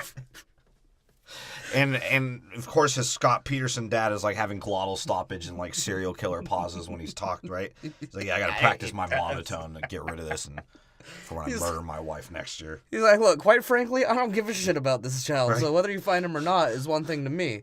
But we do need those credit cards cut off. He's like, and I did see him like in luggage last time. Fuck, that's a good idea. I should have put him in goddamn luggage. Could have suffocated on his way when the goddamn stupid airport forgets my shit. He's like, Georgia has swamps. That might have been a better idea. And then he starts like putting the blame on other people, right? He's like, yeah, I did see this black man looking at my son in a weird way. Right. In Chicago, we keep them in the high rises. That's how we keep those under control. It's like someone had a turban, and I'm pretty sure he was a terrorist, and that's who kidnapped my child. And you could tell the security, the airport security is like, okay, you motherfucker. He's like, wait, He's this like- seems like a joke to you guys. He's like, well, did you see him at security checkpoint? And then that's when Scott Peterson's dad's like, you know what? I'm not saying shit till I see my fucking lawyer. Like, wait, I didn't even accuse you of anything. He's like, I can't even arrest you. Look, I have a habit of unplugging alarm clocks. This one's always got a charger dildo. I don't know what's going on anymore. It's like, He's like- it's not that my dick is small, it's that I'm not attracted to that haircut. I have low T. I have low T. He's like, you think kidnapping 7 kids is easy? And then this airport security is like, well, what I can gauge from your shitty parenting, you probably abandoned your kid before. Has he been left alone before or mutilated his penis? And he's like, oh, yeah. Has your child neglect left him home alone? And then, like, they sort of, like, look at each other like, fuck, should we say it? Like, are we going to get exposed now? And then the dad sort of looks at her like, you better fucking say it, because in court, any lie is going to come up and it'll look bad upon us. He's like, if you don't say it, bitch, I am. You're the one who He's left like, him "You last know, time. I swear to God, I'm going to chop your body into pieces when I plan to kill you, you fucking bitch. It's like, too bad there's no Poca players this time to send you off with. She's like, fine, I'll admit it. We did leave him home alone and didn't even leave a fucking scar or even a goddamn change in behavior. So it's become a McAllister tradition now to plan out our son's disappearance. And Scott Peterson's like, on accident. On accident. We're planning it out. On accident. He's like, look, I don't know where this little fag can be. I don't get it. Is he a girl, a guy? I don't know. I'm hoping I'm sending him to New York, and at least if he comes back alive, he'll come back a man. And here's my fucking psychopathic child murderer laugh. We never lose our luggage. He's like, how am I going to know what he looks like? He's like, well, I do have a picture of his wiener in my wallet. Oh, shit, he has my wallet. Right? She's like, yeah, well, we did leave him home on accident one time to be raped by a Jewtalian couplet and a show snuffler, and it didn't work. He's like, I thought my son was on the pedophile rating. He was a 10. He's like, I thought all the men would want to get at my little boy. I even invited them with their crazy rape vans. I invited 2 crazy rape vans to knock over my goddamn statue. And then all that dude could do is look at them like, all right, I'm going to notify CPS in Chicago, and he'll probably be in a foster home, so he'll get molested anyway, but at least we'll be away from you fucking psychopaths. And he's But like, Jesus honestly... Christ. And he looks at him, he's like, honestly, officer, if you could just not call, I would be That more was the appreciative." off-screen exposition talk. Yeah. While what we're going to see next, which was fucking, of course, adults being dicks to kids again, like some kids running the fucking street like some filthy fucking orphan, right? And Yeah. the dude in a truck is about to run him over. He's like, get out the fucking way, kid, or I'll double back on your leg. Yeah, right. And he's like, hey, that's 2 movies I've almost gotten hit by a fucking car because I'm an idiot. No, that wasn't even Macaulay. I don't think so. Was it? Yeah, it's him walking in front No. of... Yeah, I thought it was just some other prick. No, it's him walking in front of the van that the wet bandits are in.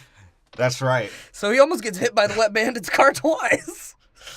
What an And of course, asshole. what does every Jew and Italian scumbag do when they're in a pinch? They go to New York to do crime. He's like, He's like, here we are, Mav.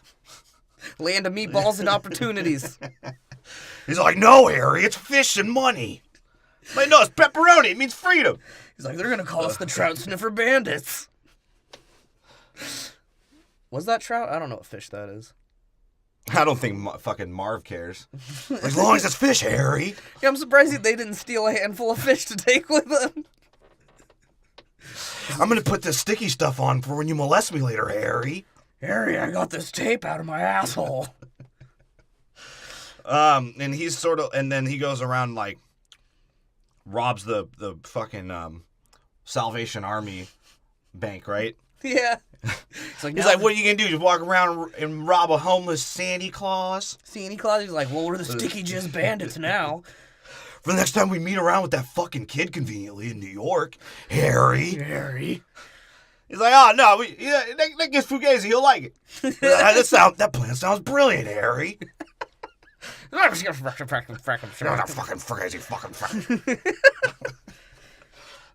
like, that little kindy gun. He's not going to fuck with us again. Yeah, that was all Joe Pesci's goals. I'm not getting turned to a pizza margarita again. Had my pizza margarita tossed in my fucking jail cell. Oh, God. Then the genderless wonder meets the big butt, butch, fucking scruffy beard Irish homeless bird shit lady, right? That pretty much encompasses her character. Yeah. He like looks at her, he's like, sick, is this what I'll become if I'm a lesbian? Yeah. Fucking Forrest Gump's his way out of there.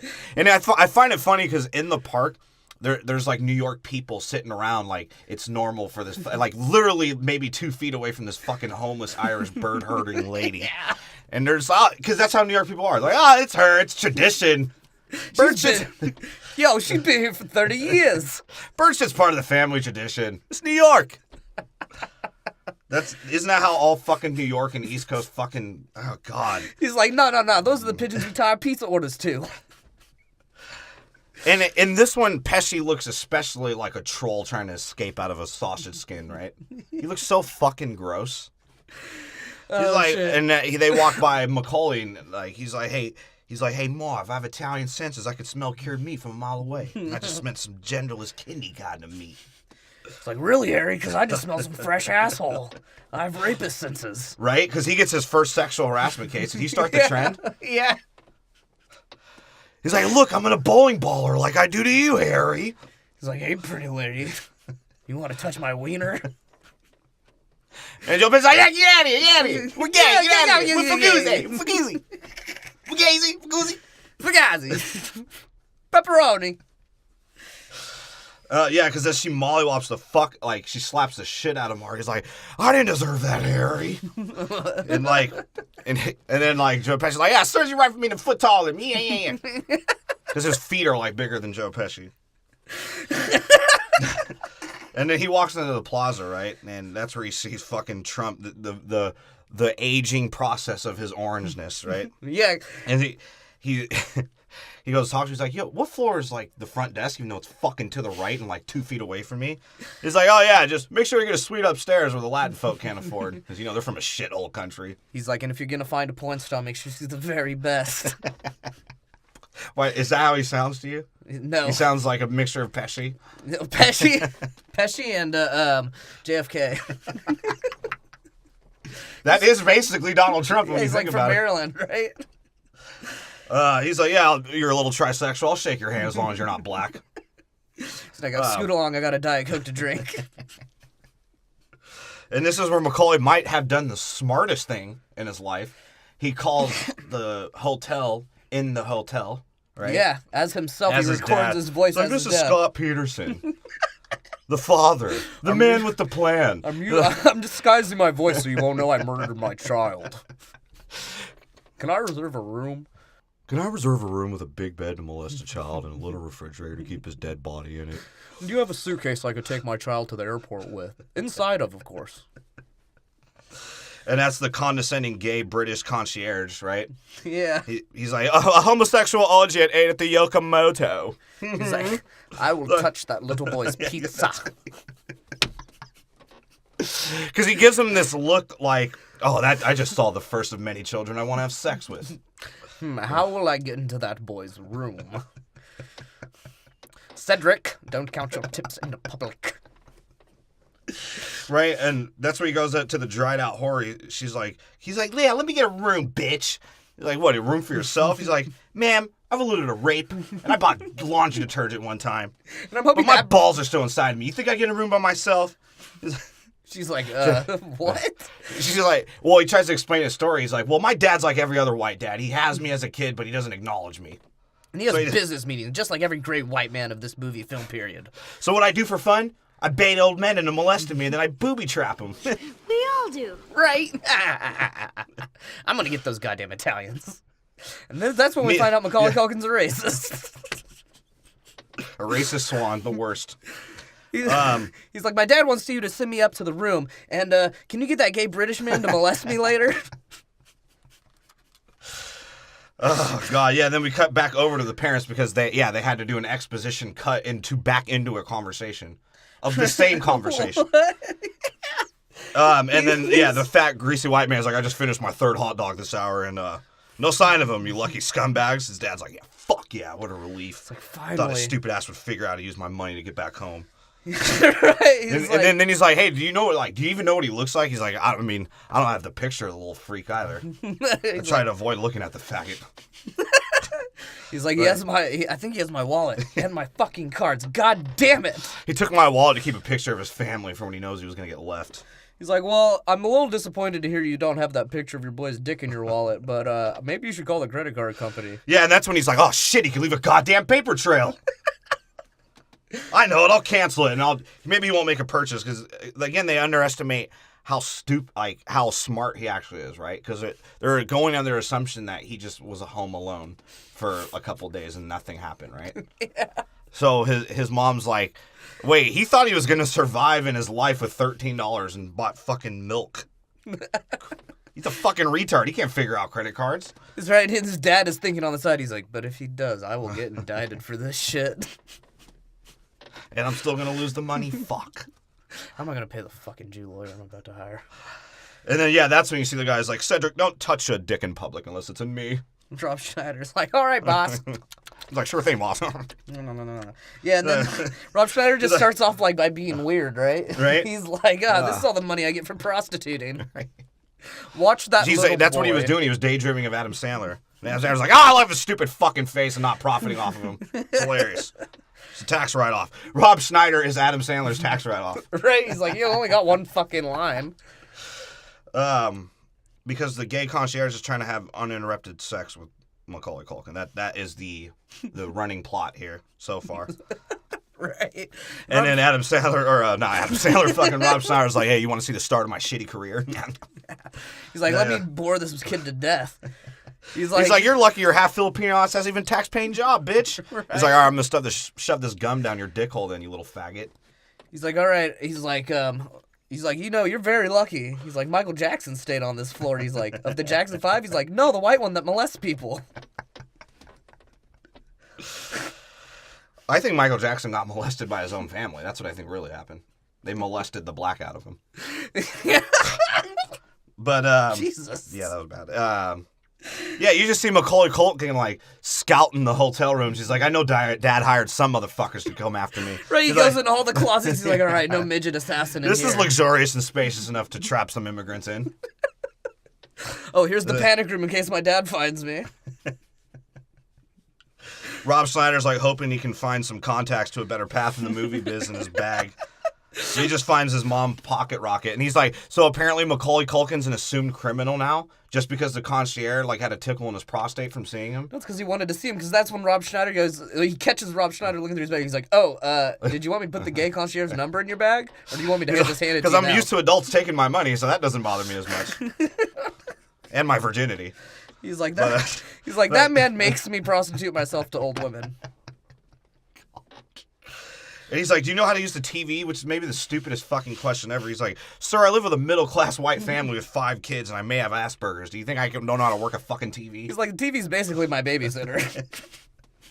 And then that's when Rob Schneider doing what he does best, looking for a celebrity handout. He's like, come on. He's like, do I gotta ask your parents for the fucking money? Where's my tip? Yeah, and he gives him his gum, and he's like, look, I know you want money, but you can use this gum to jerk off later. It's like, I only got paid in Jollibee cards. I've been shitting orange for a week. Rob Schneider life for you. I live with a Mexican chick. Isn't that hilarious? That ketchup spaghetti is really fucking my stomach up. Yeah, because that's all Macaulay does. He's like, here's some gum, you multiracial bitch. I'm a pure breed. Pure genderless breed. And it's like, at this point, so now he goes into the pool, being the ultimate molestable target that he's trying to run around. He's like, come on, someone do it. And he's like, do y'all mind? What is up with him liking old people? He just fucks old people. And he's considerate towards the old people because he's like, look, guys, does anyone mind if I parade the sweet ass around? And all the old men are like, nah, we don't care at all. Would any of you lift your moose knuckle if I jump into the pool and I saw my ambiguous genitals? There was one dude in the back who just immediately shoots him. He's like, I will. I'm tired of looking at my dried apricot wife. He's like, all right, good. Oh, yikes. But, Yeah, and that's when the Mick movie shows again. Apparently, he has a new fucking. Now he's killing women. Yeah. Right. Angels with even filthier. Well, no. First souls. off, I love that again. Kevin is just like, hey, I'm just gonna live off sweets. That's why I like been diarrheaing. I want to see my parents because I'm sick. Right, like, bro. And what was with that? That is a lot of fucking ice cream. That's what I'm saying. Because the dude's like, how many scoops do you want? He's like, 2. He's like, nah, make it 3. He's like, just like my dad. I got a gingerless coke snorting wife gonna drive me home. But I'm fairly certain too, because you look, he's scooping all these scoops out of the fucking bowl, right? He leaves all that shit there, so he just bought like 30 scoops of ice cream. Yeah. And then so you hear the Mick in the background. He's like, you've been smooching on my brother's prostate. He's like, no, I swear I haven't. I've only fingered yours. And then that's when he's like, yeah, you've been fucking everybody on the block. Every under 5 foot Italian you can find. Your pussy's like a goddamn meatball buffet. He's like, all right, my dick believe you, but my Tommy gun don't. And then that's when Macaulay's like, oh, ew, straight sex, I need to close my eyes. Right? And at that point, like, yeah, he kills a female. At this point, should this movie not at least be PG-13? Purely genderless, under 13? Yeah, because like, someone dies in it. Someone died in the last one. Different rules back then. And then, oh, hey, it's Home Alone 2. Let's show the fucking compact backgrounds of the city skyscrapers. There we go. Yeah, and the concierge couldn't hold back his urges, and he had to Grinch his way into the showers. Like, oh, maybe I could sneak in a quickie rape. I hope he has a vagina. I'm gonna turn his ass into a beef Wellington. I will touch his asshole. And apparently, now Macaulay has tapped into his genderless powers, and he's like Quicksilver all of a sudden. Bro, right? So He sets that shit up fast. And he plays the recorded Uncle Frank washing his dick. He's like, I'm gonna rape you silly, you little pervert. The concierge almost considers it. No, starts freaking out. He's like, Rape with a man. he's like, rapist, I'm exposed. The plaza will know I'm registered. And he fucking frantically frolics his way out of in the fruitiest fucking way possible. And he bangs his dickhead on the table side. He's like, oh, that'll hurt later. No, but it was really, a good hurt. He's like, rape with a man? What? I was trying to have consensual sex with a boy.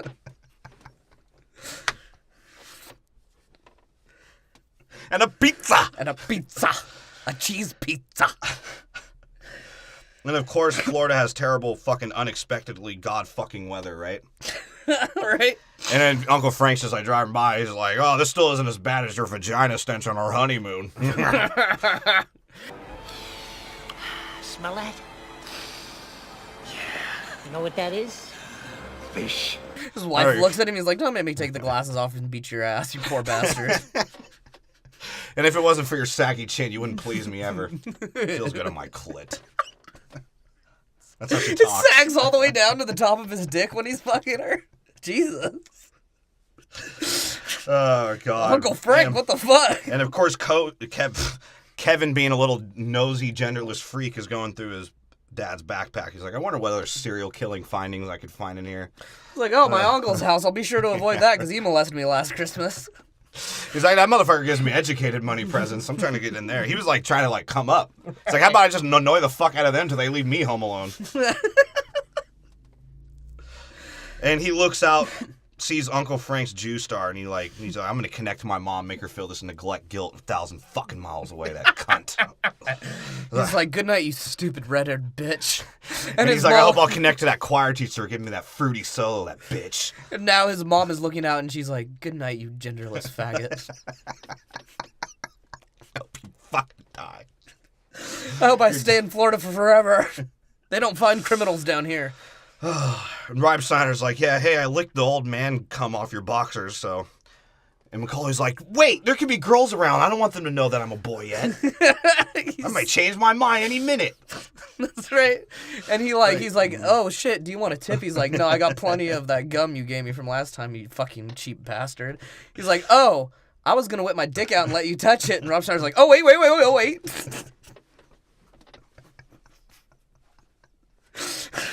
That is kind of, he did like some jazz hands. He's like, oh, I'm Rob Schneider.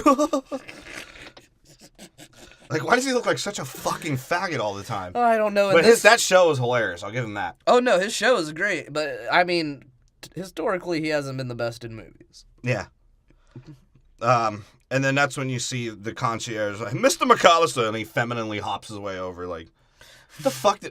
How does he, that dude is a perfect actor. Because Right? he plays up the most condescending, like, gay British concierge ever. He's like, right? He's like, I've realized you've had the advantage, so I've came on your pizza. I hope you didn't see that movie where I cross-dressed as a transgender when I was younger. He was in He did? He was in Rocky Horror Picture Show. Oh, really? Yeah, it was about transgenders. He's like, I've sent you in a limo with hotel protection in case I get horny again. I need a taste of I was the boy. to put my sex tape on repeat in the limousine, so you can see my penis. And actually, my sex tape is just me jerking off to the Grinch. On your pizza. Do you want to see me do the smile? Right? Okay, well, yeah, because first off, we even skipped that whole part, because he, like, goes up to him and he's like, first off, that hotel would have got sued. Oh, yeah. If someone knew, like, he should be scared he's going to get fired and the hotel is going to be sued at this point. Because he goes up and talks to the kid, and Macaulay's like, hey, my dad didn't come 1,000 miles to get his asshole looked at by some British fucking faggot. He's like, I would, though, if you had some ketamine. He's like, I'd like to offer him a personal hand job, compliments of the plaza. He's like, if you had your asshole looked at, would you want that same guy jerking you off? He's like, no. I'd rather not, sir. I'd prefer a glory hole. Yeah. Glory hole. Pizza. Yeah, and that's when Macaulay gets in his limo, and he's like, finally, my genderless pizza again. I get it once a year. Right? And he, like, is sitting there like, oh, shit, a car with Coke in it? And he rolls down the window for the driver, and he's like, hey, driver. He's like, yeah, where's the place I'm most likely to get molested? He's like, well, there's a great toy store on 4th and Main. Right? He's like, all right, fine. If I don't get molested there, I'm at least going to buy a toy I can shove back up my ass. Fuck my dad. He's going to try and kill me. I'm taking him for all he's got. And that's when the fruity concierge has a fucking orgasm when the card is stolen. And, like, he does literally do the perfect Grinch smile. Yeah, he does. Because, you know what? I've always sort of thought the Grinch was, like, had the mannerisms of a pretentious, like, weaselly fag, right? He does, though. Like, what the fuck is up with the Grinch? It's like those goddamn Who's. I've been eating their trash and shit for years. I'm rich in it. The only sex I've had is with this dog. That's why he's so miserable. Both... Carry my presents with your asshole. You can fit it. Oh, God. Yeah, what? We should start reviewing books. Dr. Seuss books. Dr. Seuss books. There's some weird ones. Yeah, and that's when you see Pesci taking out his suppressed Italian rage from his constant acid buildup from tomato sauce. And he's like, oh, pigeons, get out of here, yeah! Get out! Shooing them off like the rats of his pizzeria. And the Jew is skating around stealing shit like a jackass, like mid-glide cartoon shit. Like, I was going to say the N-word in public, Harry. So that black kid skated by. He's like, but I got a lick, Mauve. He's like, look at this. I can read the newspaper. He's like, I can't read, Harry. You're going to have to read it to me. He's like, yeah, I got a life-changing caper. You know he's got a lot of cash and plot convenience on Christmas Eve? And, of course, fucking the low-end criminal Kmart Kramer that he is, he's like, what about the Jew change at a candy store, Harry? He's like, Marv, 9-year-olds rob candy stores. 40-year-old men with the education of a 9-year-old rob toy stores, Marv. He's like... Jesus. It's true, though, and he's like, I never even went to school, Harry. Well, then it's perfect for you. Yeah, because that's what he says. He's like, hey, Harry, who's dumb enough to rob a toy store? He's like, this Jewtalian. It's Hanukkah and Christmas for both of us. God, and then that's when you hear Pesci's Italian goblin laugh over and over and over. Where did that come from? I don't know. They're like, Pesci, just cartoon it up. Come on. He's like, how Italian can you make your laugh? He's like, I can make it really Italian. Then we get to Duncan's ultimate molester's lair for young white boys. Right? On some FAO Schwartz shit, which, first off, I always thought FAO Schwartz was like, sort of sounded like a child predator. I honestly, every time you say it, I think it's a rapper. To be honest with you. Right? And that's when you see the lanky Jew and that frumpy, lumpy Italian again. They're in the toy houses. He's like, Harry sort of likes it. He's like, Marv. Or, God damn it, who's Marv? He's the Jew. Yeah. Hey, Harry, I can start a family in here. He's like, well, I'm so tiny I could live here for the rest of my life. Then it Well, cuts. that's not the plan, Marv. He's like, we're gonna wait until they close, and then we're gonna jerk off in these buildings, and we'll leave him a rude surprise. An old man taught me, and he put it in that little boy's glove. Then that's when we see Macaulay buying some fucking Pez dispenser that could double as a dildo. Well, that's what I thought was funny too. Being the like- true sex genderless wants to be molested kid is he buys lube. He bought lube, from a toy store. And this old future Sean Penn in fucking predatory fashion is like, hey, you shopping alone? I haven't had a genderless victim yet. and Macaulay's like, sir, I'm afraid my own shadow will molest me. You think I'm shopping alone?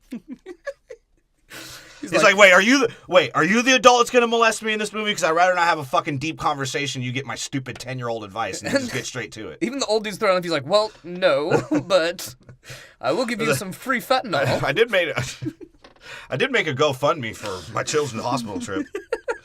He's like, wait, where'd you get all that money? He's like, sir, my grandma lives thousands of miles away from me because my family's white. They just pay me in cold hard cash. And she neglects me. And then the money I've been making off these movies, my parents, fucking the vampires that they are, take it from me. And they pay me back to keep quiet for all the times I've been molested by them. Sort of a weird trade-off, isn't it? Yeah, and he just sits there, makes sense, yeah.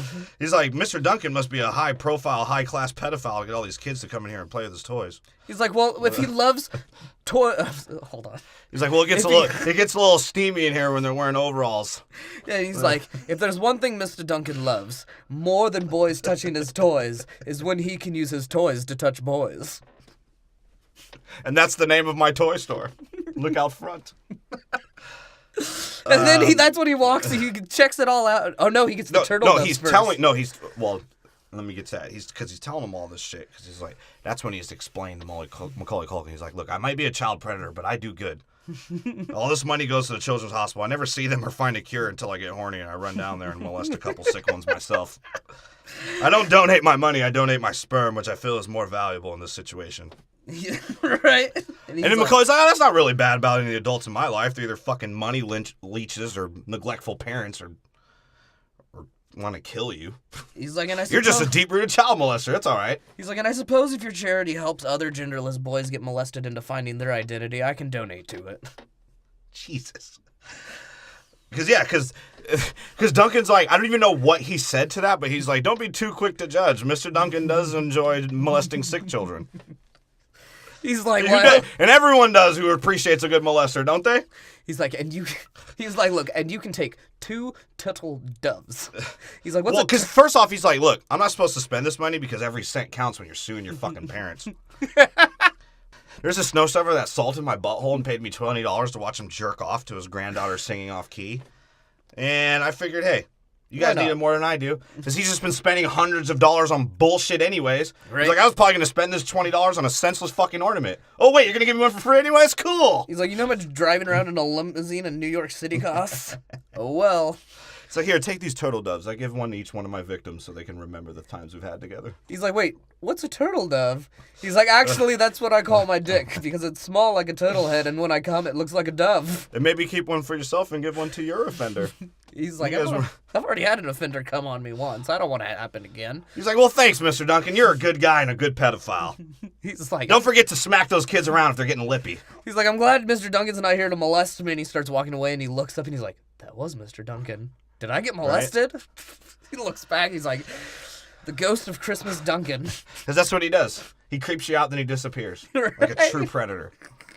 And, explains why Macaulay Culkin's so on his guard all the time. And all right, now Pesci and the lanky Jew are walking around doing some Mediterranean fuckery, whatever they do. He's like, Harry, you promised to take me to the zoo and show me how the animals live shorter lives in the smug of New York. Why is there a fucking zoo in New York? I don't know, them smack dab in the middle. But New York's so crowded, and yet they have a park that's fucking, blocks big. Like, what the fuck, New York? You guys are dumb. Right? And Joe Pesci's like, we got some finished business with that fucking faggot.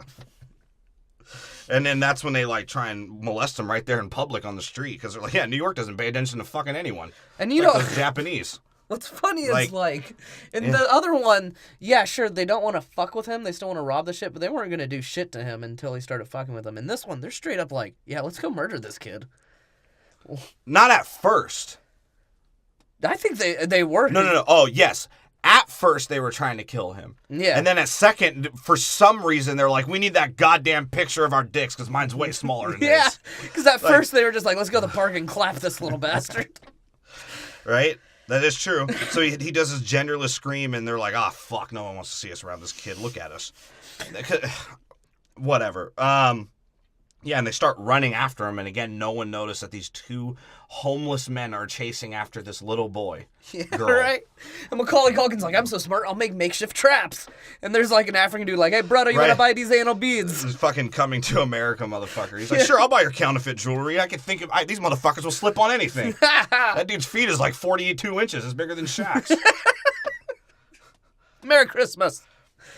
Yeah, and he did an improv child prank, and they fucking slip in the middle of the sidewalk on the most cartoonish shit maybe in the movie, because they make some Fred Flintstone, like, tippy-toeing bowling sound. What's funny, too, is, like, there's only marbles on, like, this very specific part of the sidewalk, too, that they had to run over. They could have just gone around it. And he runs to the hotel looking for safety, telling the gay concierge, look, I got two grown men after me. He's like, well, you've had one right here the whole time. You should have just settled here. He's like, thieves make me horny. He's like, how about I swipe that credit card in your ass and enter my PIN? He's like, what does that mean, sir? He's like, the pin is my dick, and I call it that because it's 4 inches long, which is the same amount of numbers in a real pin. Hard. Yeah, he's like, fuck that. I'm running away from that shit. And...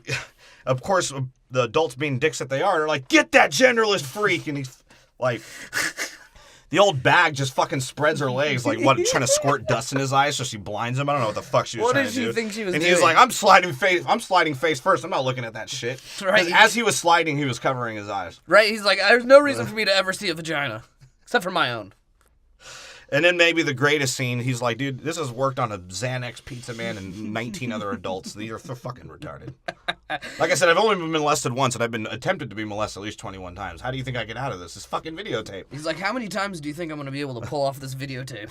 And it's showing how flamboyantly gay the concierge really is. Because the mix like, I could smell you gaping asshole coming up the elevator. He's like, I heard you was smooching. Smooching with my brother. Smooching with my brother. I'm sorry, sir. I've better taste in gay men than your Irish brother. Right. And he's like trying to deny it. He's like, oh, I know I look gay, but I'm just high class. And it's funny the names he says, because he's like, oh, you fucked a lonely gimp, boner Bob. Yeah, he's like, the security old man, Cliff. You fuck dum-dum, man, Cliff. And Cliff's somehow like, in the tape, they're like, you got booty written by the whole Plaza staff. And they're all believing it, and because Cliff is like, the old man Cliff is right there, and even the concierge started looking at him. Am I that gay? And Rob Schneider's looking at the concierge like, yeah, you are. Rob Schneider's fucking gay disgust faces is fucking like, hilarious. ugh, Cliff is like, oh, my prostate's so swollen, it's a bowling gap. And that makes sense too, because Rob Schneider is hella conservative, so he probably doesn't like gays. And so in that scene, he was like, ugh, he's smooching with the security guard. And then, like, Macaulay Culkin's running around. He's like, God, adults are fucking retarded. I mean, I can understand the Pizza Zan man, but Jesus. And that's funny, too. He's like, all the hotels go back to the room. There's an active shooter situation, and I don't mean my dick. And that's even funnier, because they are fucking retarded, considering the fact most people that work at hotels don't have education. Yeah. Most of them don't. They're like little, like, most people in hotels either just man a computer or take something from one place to another place. Right? The hardest working person in hotels is people who clean the room. Probably the lowest paid. And he runs out, because of course multiple adults. So now 7 adults are chasing after him, and 4 of them want to molest him. And then he's got a lurking fucking toy clerk looking for him in the streets too. So he's got 8 people after him molesting him. And his dad's out to kill him, and his mom's in cahoots with him. Holy shit. Macaulay Culkin's life sucks. And his parents in real life stole his money. Right. And Michael Jackson molested him. And Michael Jordan tried to make him his Steve Kerr's sex slave. So that's how Steve Kerr got so good at threes. Every time he missed a 3, Michael Jordan was like, you gotta look at Macaulay Culkin's dick. Whatever there is of it. And if I don't, I'm just going to shave my mustache so I look like Hitler. No one will say shit to me. I'm Black Hitler. Michael Jordan's a pedophile. He looks like one. His wife's fucking hot, though. Yeah. He looks like a skinny raisinette.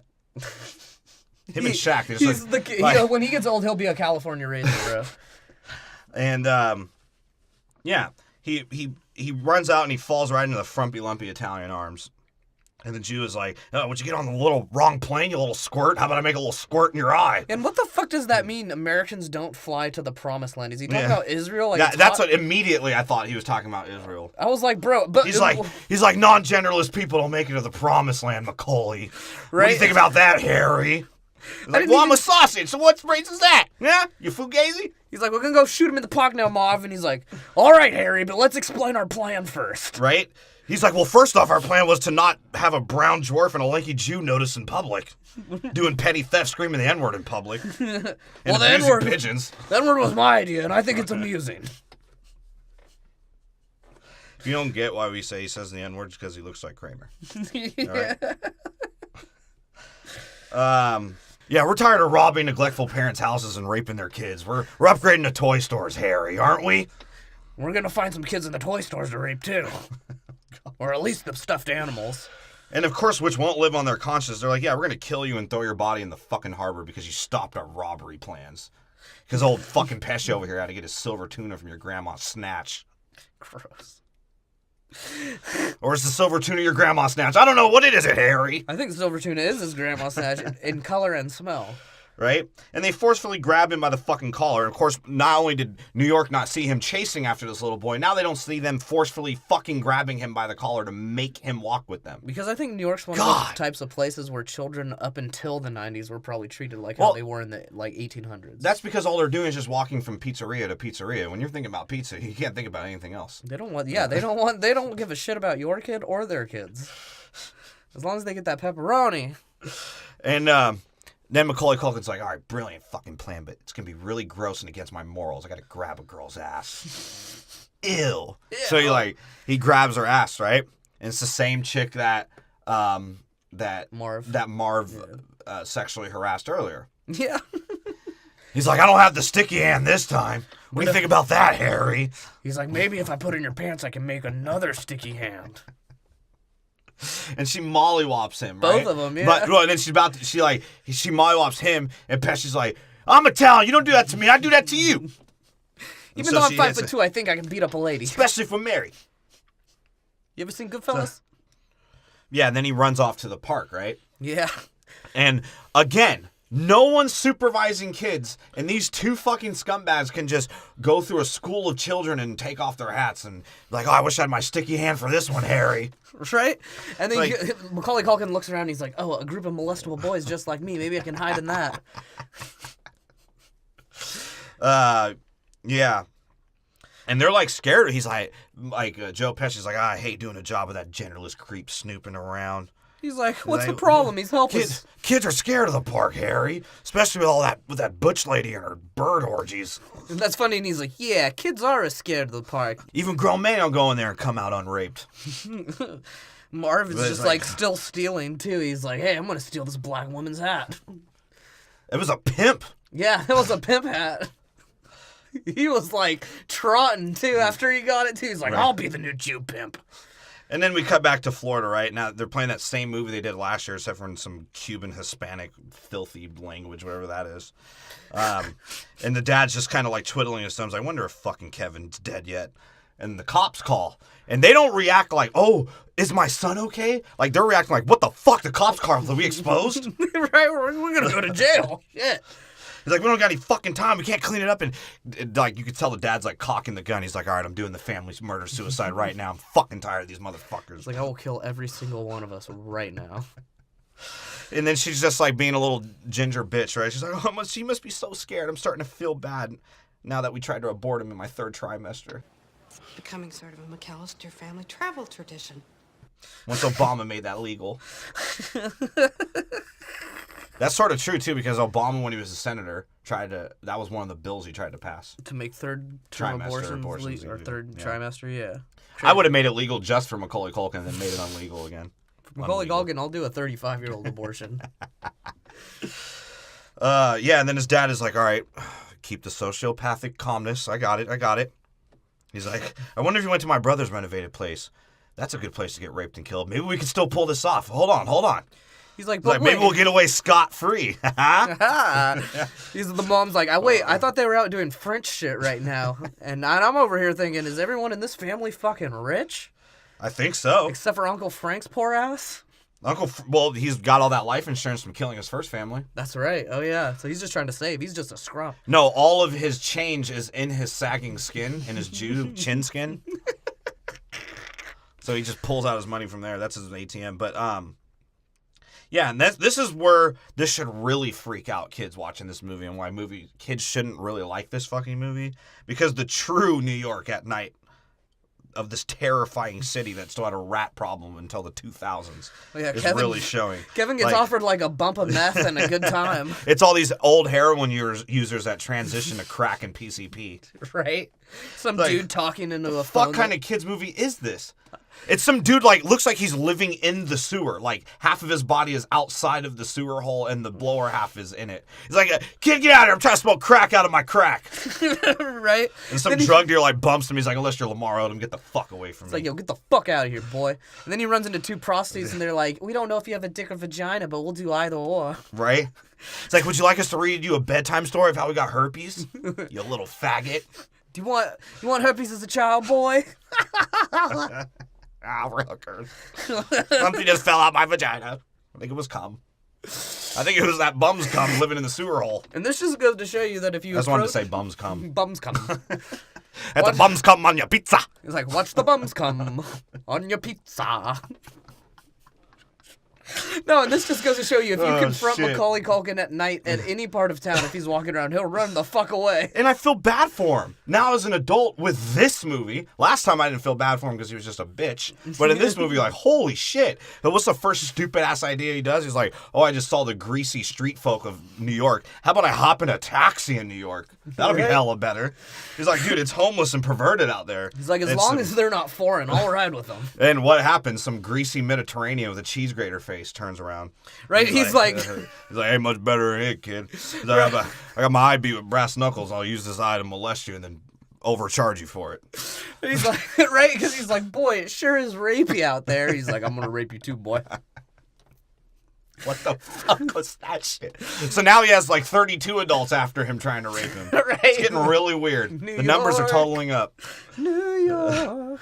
Land of rape opportunity. And even he's like, dude, I fucking hate New York. Like, no Ninja Turtles came to save me. Juliana's a fucking cock. I can't even. And he starts feeding birds. I can't even feed fucking birds without them trying to get a handout like my parents.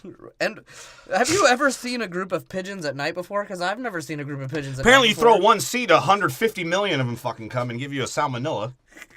They really are just flying rats. And that's when we see, of course, his relationship with some old, potentially murderous creep has to happen. Right? Because he gets his chode stuck in a You rock. can sense her bird shit clothes from like a mile away. And her leprechaun gibberish. She's like, honey, you'd even eat it. So I'll call my birds. He's like, my God. Yeah, he's such a little cunt in this. And so she like freaks him the fuck out immediately, right? He's like, oh God, I gotta Forrest Gump away again. And then he's like, wait. Old creepy people have worked out in my life before and in my career, so why not? Let's give her a chance. He's like, when you saw me and my chode was stuck in those rocks, you helped me. And she's like, I did, but just because I wanted to touch a little boy's dick. Oh God. So he's like, sorry I screamed in your face. I'm just not used to big butch lesbians with bird shit all over them trying to help you. Especially if they're Irish. I feel that Irish people are scum. He's like, you must be nice to let all those pigeons shit all over your fucking yearly Goodwill wardrobe, huh? He's they must shit all over you because they like you, or do you just throw the bird seed around and have a fucking panic attack? Right? The fuck? He's Was it seed or breadcrumbs? I couldn't figure it out. I just thought she just had a shitload of bird seeds. Like, that's what I spent all my money on. That's why I'm broke. She's like, watch this. I have all these seeds in my pocket because they're the marijuana they sell to hobos isn't that great. Right? He's like, and he just kind of tells, now he's like reasoning with her. He's like, look, if I'm annoying the fuck out of you like every other adult in my life, just please don't plan to kill me. That's all I ask. Right? And he's like, look, lady, I get you're homeless and you're used to standing outside at night, but I can't handle this shit. So I want to get some cocoa. You down for some cocoa? Well, either way, he was just trying to like do small talk with her. And he's like, yeah, how do you get these birds to get around you? And she just like throws bird seed and hundreds of birds come around. He's like, all right, dude, like, I guess I wanted a bunch of bird shit on my fucking beanie. Like, then he's like, look, I'm tired of this homeless mayhem. Now let's get some cocoa. She's like, all right, I'm in love with the cocoa. Maybe we can use a human bathroom for once and not in a fucking bird bath in your clothes, you stupid bitch. She's like, I don't know anything like that, but sometimes I hang out in the attic of a symphony. And that's exactly where they go. Right? She's like, I've heard plenty of music up here when the police isn't destroying my homeless environment. Right? And then she's sitting there He's with like, yeah, I could tell. Pigeons must leave a big bird shit trail, don't they? Find you anywhere. She's sitting there with a mirror with like lines on it. He's like, that's not what I meant by go-go, but I'm down with it. And this is probably why you're homeless, bitch. He's like, do you let any of your friends do heroin up here? He's like, I don't have any friends. Nor do I do heroin. I'm homeless because I'm heartbroken. Like, what? What the fuck is going on? He's like, what are you heartbroken about? He's like, they don't make Quaaludes anymore. So people pass me, ignore me in the street, and he's like, maybe that's because you have fucking patchy facial hair and the fact that you have white bird shit on your sideburns, you crusty bitch. Pretty sure one of your moles talks, lady. It's getting weird. He's like, you know what? I'm sort of like the pigeon of the family. I shit everywhere and no one can tell what gender I am. But I don't live in the streets because every time I get in trouble, I get sent to a warm, cozy room, okay, you homeless bitch? He's like, right? He's like, just tell me about your past. What's your husband like? And he's like every Irishman, he beat me. Yeah, because she's like, well, I wasn't always like this. He's like, well, what were you before you had fucking salmonella and you were a pigeon hoarder? I had a job. Surprisingly, my Irish descent, I didn't lose it to liquor. He's like, I lost it because my husband realized you couldn't be with a fat Irish bitch and with only labor skills, and if he had pregnated me, I'd have inbred diseases that I'd pass on to his children. it was right around the time the Puerto Ricans moved in, and he's found one that was pretty hot. So whenever some fat, greasy white man got drunk enough to let me blow him in a dirty pub bathroom, I think, fair play to him. I just wanted to take me down. Bunch of fucking wounds. He's like, I have to trap all these pigeons for their meat. That is sort of what she did. It seems like it. Yeah, and all of that led to her somehow, now she can't work, shower, or have any human interaction. Nope. That was it. That was fucking it. And she's like, well, hopefully I throw some birdseed on my snatch and the pigeon pecks will get me off. What do you think? He's like, no offense, ma'am. Your life sounds pretty fucking retarded, and it sounds pretty dumb while you're homeless.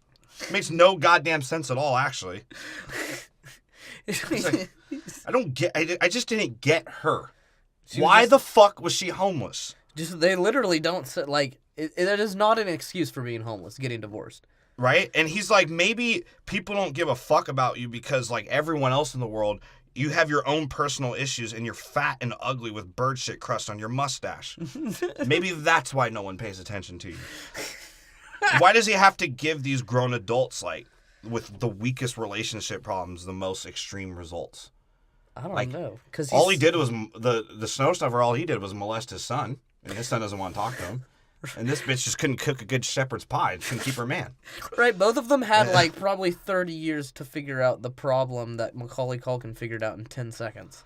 Yeah, and he's like, look, your life is so devalued in my opinion. Let me give you the story about skates. He's like, let me compare you to a pair of $50 cheap skates. He's like, my grandpa bought me skates, but then he said if I used them, I'd be one of those Tanya Harding faggots. So I never used them. I wondered why the fuck he even bought them for me. So I outgrew him. That's sort of like your butch homelessness, don't you think? Sort of how your husband treated you, like, right? I don't know, bitch, I'm 11 years old and you're having a secret conversation with me. As you're a failure in adult life, you fucking idiot. Right, and she's like, well, why don't people pay attention to you? I haven't talked to a human since the gangs of New York when I was eating out of shit buckets. Jesus. He's like, it's all right, you're okay. You're good talking to people. He's like, you're sort of gross, but all right. Just brush your teeth, bitch. Yeah, just stop being fucking homeless. I was just wearing clothes with slightly less bird diarrhea. You'll be all right. Getting tired of looking at your face. That's what that's what he says. He's like, it's getting pretty late and this homelessness is fucking disgusting me. So, I don't know. I've never smelt bird shit that bad. I've never smelt it that bad. Yeah, he's like, it smells very strongly of shit in here. And that smell, trust me, I won't forget it. And she's like, don't make promises you can't keep. Fair play, fair play. Fair play, Kevin That's McAllister. what I thought, fair play. Now I know your full name. I'll come in and get you. I'm going to that child hospital to record Duncan touching the sick children. That motherfucker needs to get in trouble for that. Oh, him and my dad share the same cell. Right? Because he goes to the hospital and he's looking at the window and the kid looks at him. He's like, hey, kid, did you get molested by Duncan? You can mess with a lot of things. But you can't mess with kids on Christmas. Right. Well, yeah, because what these kids want is a fucking friend. Macaulay Culkin's like, yeah, I'll give him $20 and I'll stop this Jewtalian caper. That'll do it. So let me cartoonishly run to my fucking booby trap montage. Yeah. No, Macaulay Culkin is literally that classic privileged white person. He's like, I only feel comfortable looking at the kid from the street. Yeah. It's like, wait, one of them's waving at me. I know he has lupus. That's fucking disgusting. Like, oh, I got weird, awkward white guilt. I guess I'll wave back. Only problem with me is I don't have a penis and I have Asperger's. I like to wiggle my ass in front of child molesters. He's like, yeah. He's like, I know I can't pack my panties in a fucking suitcase, but I can for sure figure out construction tools and electrical carriers and pyrotechnics. Yeah, this starts getting ridiculous. Yeah, the traps. He's like, as long as they don't look up or down or look around, they will fall for all of them. It's hilarious. He's like, I know they won't because I watched a dude go through a window foot first without looking, and that guy's an idiot. Yeah, so the parents. The parents show up at the plaza, and like the gay concierge is like, "Oh, we'll give you our best suite, the beautiful view of homeless orgies in the park." He's like the queen. And the pizza just for you. He's like the most important drag queen just stayed in this room. There's jizz And it was everywhere. me. Have you seen that movie yet? I was talking about earlier. Your little boy had the advantage on me. I couldn't do it. He could survive in New York. He was running around and he had the advantage. And of course the parents are like trying to push the blame on the front office because they're like, hey, this is our chance to fucking clear our names and get a free room at the same time. This is fucking great. Right, that's what I was thinking with the dad. He was like, if we complain enough, we might get something out of this. She's like, look, this is your fucking fault why you lost him. Even though if you weren't here and charged a credit card, we wouldn't fucking be here in the first place. Right. My son could be running around New York with a bunch of Italians and K-Swiss and fucking crack addicts. What the fuck? And even the dad's like, our son's a child actor. He's a molestable target. Even the dad's like, bitch, calm the fuck down. Right? He's like, look, I'm going to go pretend to go check with the police officers, make sure they're looking for a dead, genderless body. You just go do Zoloft and I'll look around, all right? She's like, no, I'm going to look for him too. He's like, bitch, are you trying to fuck this up? And then, yeah, the gay con's just like, sorry, ma'am. He's lost in a small city with a shitload of people. No one's going to find him. Not Spider-Man, not Batman, not the Tick. Whoever else. We lose Italians in the pizzeria all the time. We never know who's who. So I just molest them. Just one hairy arm after the other, and that's boys and girls. Trust me, Italians have the advantage in the city. Oh, God. She's like, I feel like I could walk around a bunch of Italians and serial killers. No one's going to fuck with me. That little prick can place ornaments in inordinate places. I can do it too. Really? I bought milk once in my life. All right, she's like, I got a pantsuit for every occasion, all right? She's like, with the way I feel right now, no meatball roller or focaccia bread maker will dare fuck with me.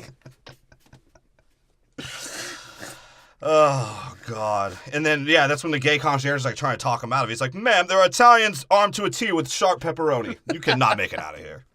They have the advantage. They have their mothers with them. And he's like trying to reason, like, maybe you could get first row seats to the child abductions in the park. Maybe he's not in the homeless child auction already. And she slaps the fruitiness out of him. Right? He even looks like he's going to cry. Bundle up those ginger nipples will look like carrot tops. He's like, have a good day, man. I'm going to go cry a little bit now. And not because my booty's tickled. Just because Rob can lick it right. Yeah. And that's when you see the dad just get pissed off. He's like, fine, I'm going to do what I always do and just go watch our other 4 kids that could easily take care of them fucking selves. I'm not going to go with you, though. He's like, all right, bitch, just get out of here. Just don't look in my brother's house, please. He's like, honestly, I'm not even going to the police station. I'm going to go get a prostitute. You can do whatever you want. And if I don't get to kill you later, maybe I'll just kill her and throw her body in the alley.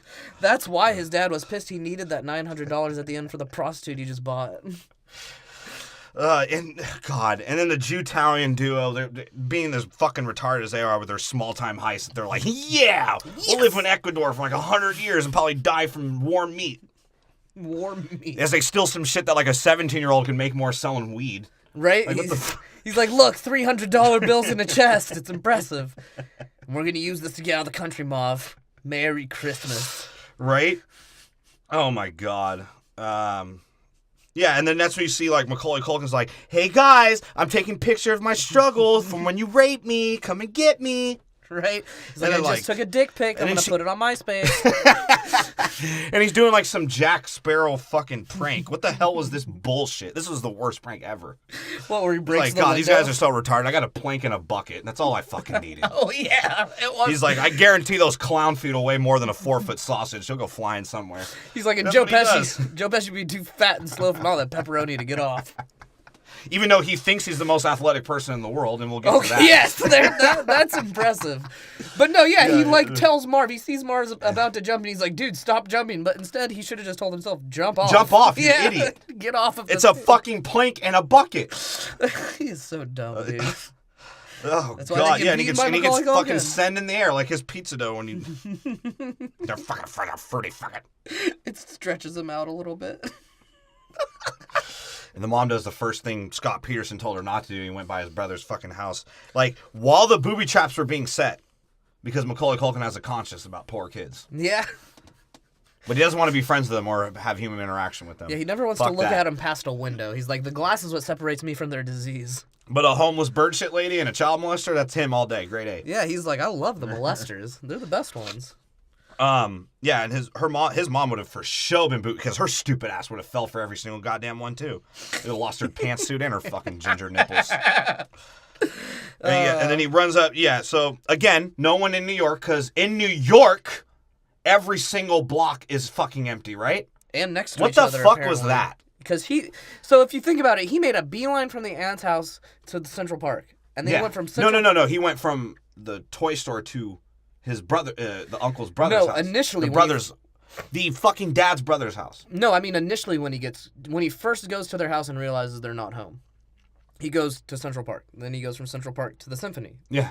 Then he goes from the Symphony. I told you, he's a world-class cartographer. Yeah, he knows everywhere. Like, he had New York mapped out already. That's what I'm saying. This is all like these. He had places no. You know what it was? Close. He spent a whole year when he knew his family was going to abandon him, marking every major cities in the U.S. He's like, all right, this is where I could booby trap. This is where I could booby trap. Not going to get away with it. Oh shit, that's true.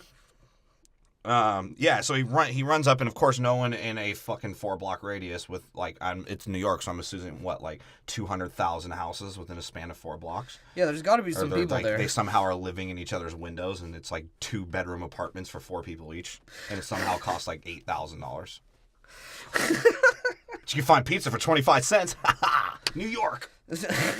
Well, yeah, because you have the Italian deal. And still cool to read the newspaper. Yeah, and then litter on the street with it. New York! It's dirty as fuck here. Yeah, and he's like, yeah, come up here, come to the roof and rape me. I know it's one of your child fantasies. and Marv wants to go up there. He's like, he's scared, Harry. I know when a kid's scared of me. I always know when they're scared of me. Right, and he's like, watch this, I'll trick him. He's like, I won't kill you if you just throw the camera down. Right? Which I don't get. No, first off, he's yelling out on the streets. He's like, there's nothing more I'd like to do but kill this child and commit necrophilia. You're like, what the fuck? Right? And I like how he's like, hey, Marv, can the Italian do the thinking? Who started the pizzeria? Who didn't, huh? He's like, think about it, Marv. Who's better at intimidation than an Italian? Italians are good at intimidation because most of the time they have this fucking chest poof that's coming out of their collared shirt. And then you wonder, why the fuck can't you just button your collared shirt, you asshole? Yeah, it's and why aren't you wearing an undershirt? Their amount of body hair and eventual lack of head hair is very confusing. I love to wear the polo underneath the apron. I don't know why I'm wearing the apron. You never know when you got to make a pizza. It's like, this is a black shirt. This is my hair. And, you wonder why the fuck, why are they bothering with this fucking genderless kid? Other than the fact that they're trying to get this picture when they're already on the fucking run and they have the 17-year-old weed dealer stash, whatever that they stole, the $150 of profit that he probably smoked away. Right, yeah, because you have to think that escaping from jail might carry a heftier sentence than stealing from a toy store. And they have your picture for escaping from jail, you idiots. They just wanted the genderless genital picture, that's what. They're like, oh yeah, kid, come on, give it to me. Give me something to jerk off in jail. Oh, goddamn it, one more charge. So this was just literally about revenge, and then this is when the booby traps start coming, because Macaulay Culkin's like, you know what, guys? I don't even need to do booby traps. I'm just going to throw bricks down a fucking 2-story building, and it's going to knock out your partner about 4 different fucking times. Right, okay, granted, in this one, most of the booby traps aren't shit that's on the floor. Yeah. So I'll give him that. Well, because he's a complete he's basically Tony Stark with no penis. Yeah. Well, yeah, he has all this time. He is Iron Boy. He makes He's his the own true suit. Iron Boy.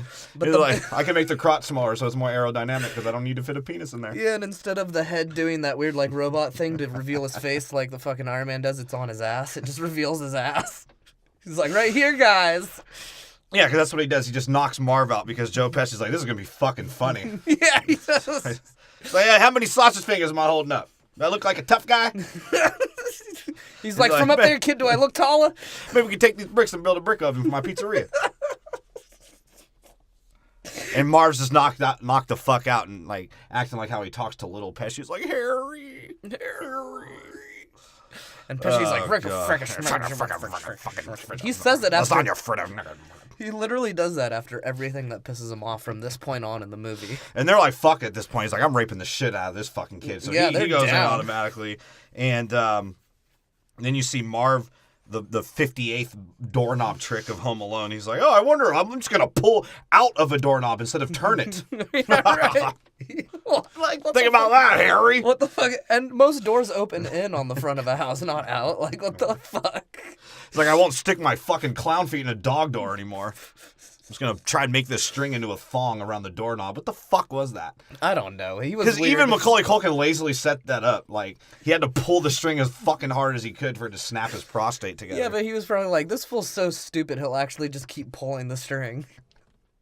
And again, Pesci thinking his fucking wrinkly, frumpy Italian ass is like in the 4-foot Italian gymnastic team, and he's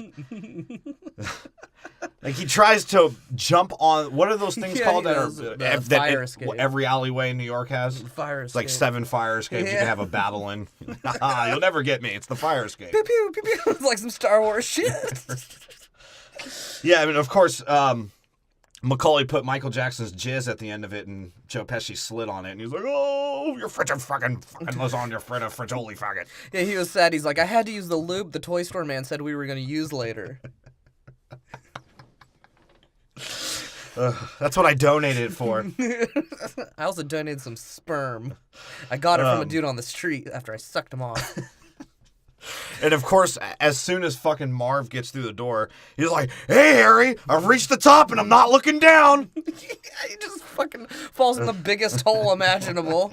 Like it's Which not it sort of makes you understand, damn, maybe our troops did in Vietnam fall in all those poop holes with poo spears on it. Yeah, because at least those were covered. This And fool they were just on heroin. This fool just... Yeah, that's right. A lot of dope. Lots of all kinds. Oh, God. Yeah, and then Joe Pesci was like, oh, yeah, I could just actually walk upstairs to get to the first level of this shit. Fucking retarded was I. Like, I'm fucking go watch a fucking stairs. Yeah, what the fuck was he thinking? He was like, I have to go to the roof immediately. I can't use the stairs in the house. Fuck that. Oh, God. He's like, yeah, better do that, you little kindergarten. And he's like, dude, I'm in the 3rd fucking grade, all right? I just figured out how to use scissors and cut straight, so I did my own penectomy. And what's Right? funny, too, is like for I am being- Jazz to be jealous of that shit. Oh, she would be. Or he. Or he, it, she. It, whatever. She, he. It's annoying. That's all I got to say about it. God. But yeah, because literally, for being cat burglars for houses, these two fools in 2 movies cannot get into a house. Like, it takes Yeah. them the most. And they have, and just like the first movie and the second movie, you don't understand why the fuck they're still doing it at this point. Yeah, because they could have just walked away. It's just one of those things where you're like, you know what? I'm pot committed right now. Yeah. I'm not doing anything else but raping this kid. I'm cool off it. He's like, this is what I want, and this is what I'm doing. But yeah, no, Marv gets up and he's like, wow, I'm a fucking idiot for falling that big of a fucking hole.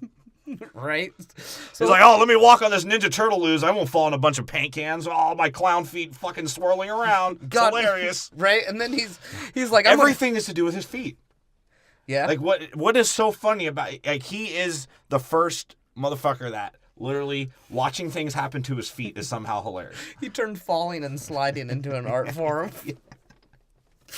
Oh, God. And he turned LSD into an art form, apparently, too. That's how he disappeared in real life. And then, well...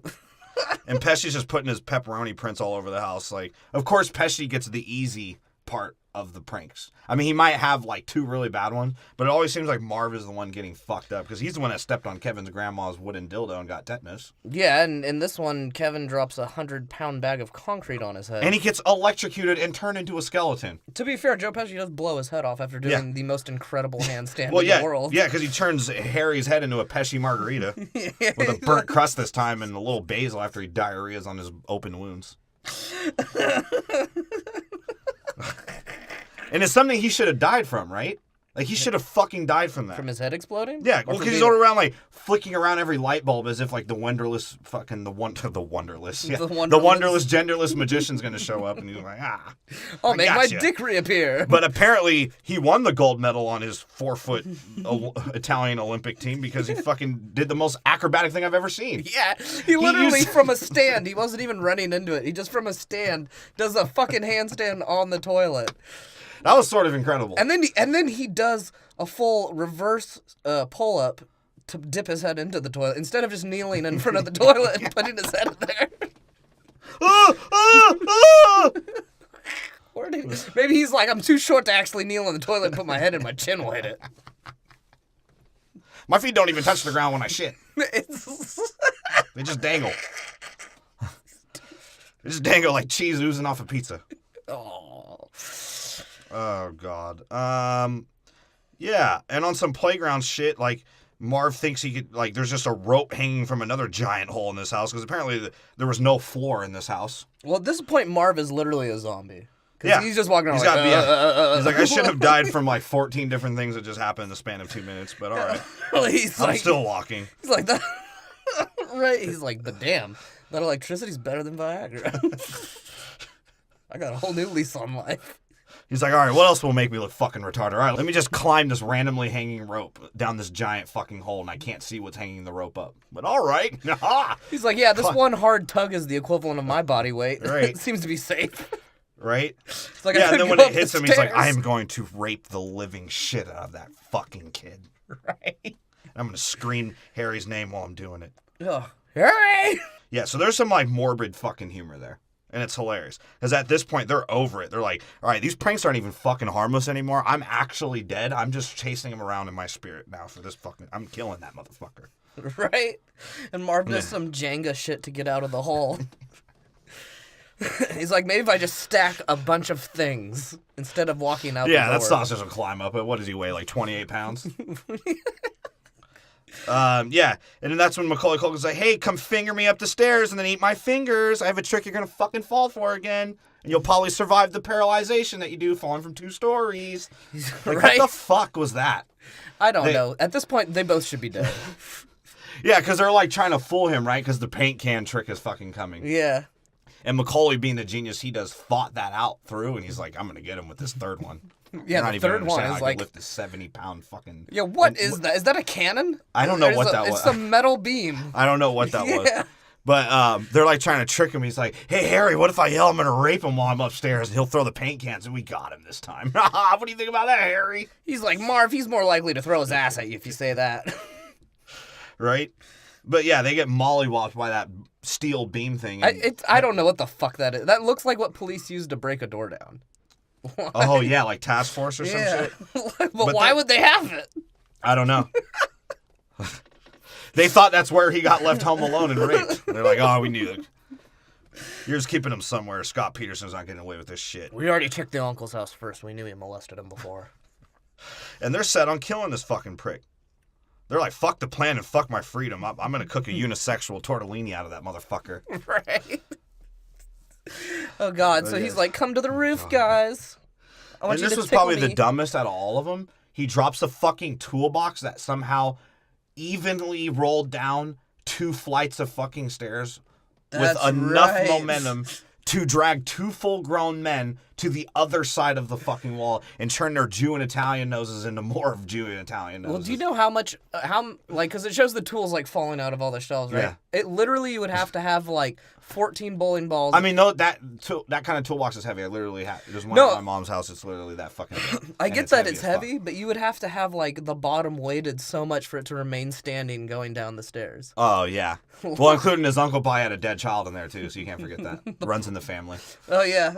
Those were the uncle's 3 fetuses. Yeah, and that's when Pesci's like, I don't care if I Aaron Hernandez myself in jail. I'm raping the shit out of that kid. Right. I'm going to watch him die slowly from the untreated sexual diseases. He's like, my nose looks like my dick now, nice and curved.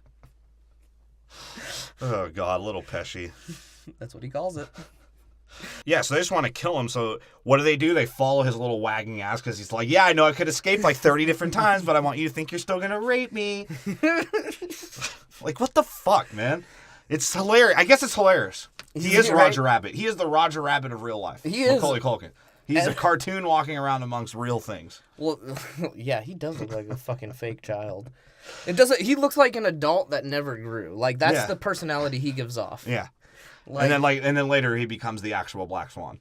Well, yeah. Yeah. That's what what was her name? What's her name? That's what Natalie Portman. Yeah. That's the character she was portraying, was Macaulay Culkin in ballet. Yeah. Not an actual swan. But yeah, they follow him down again because apparently the 200,000 houses that are in a 4-block radius are abandoned or empty in New York.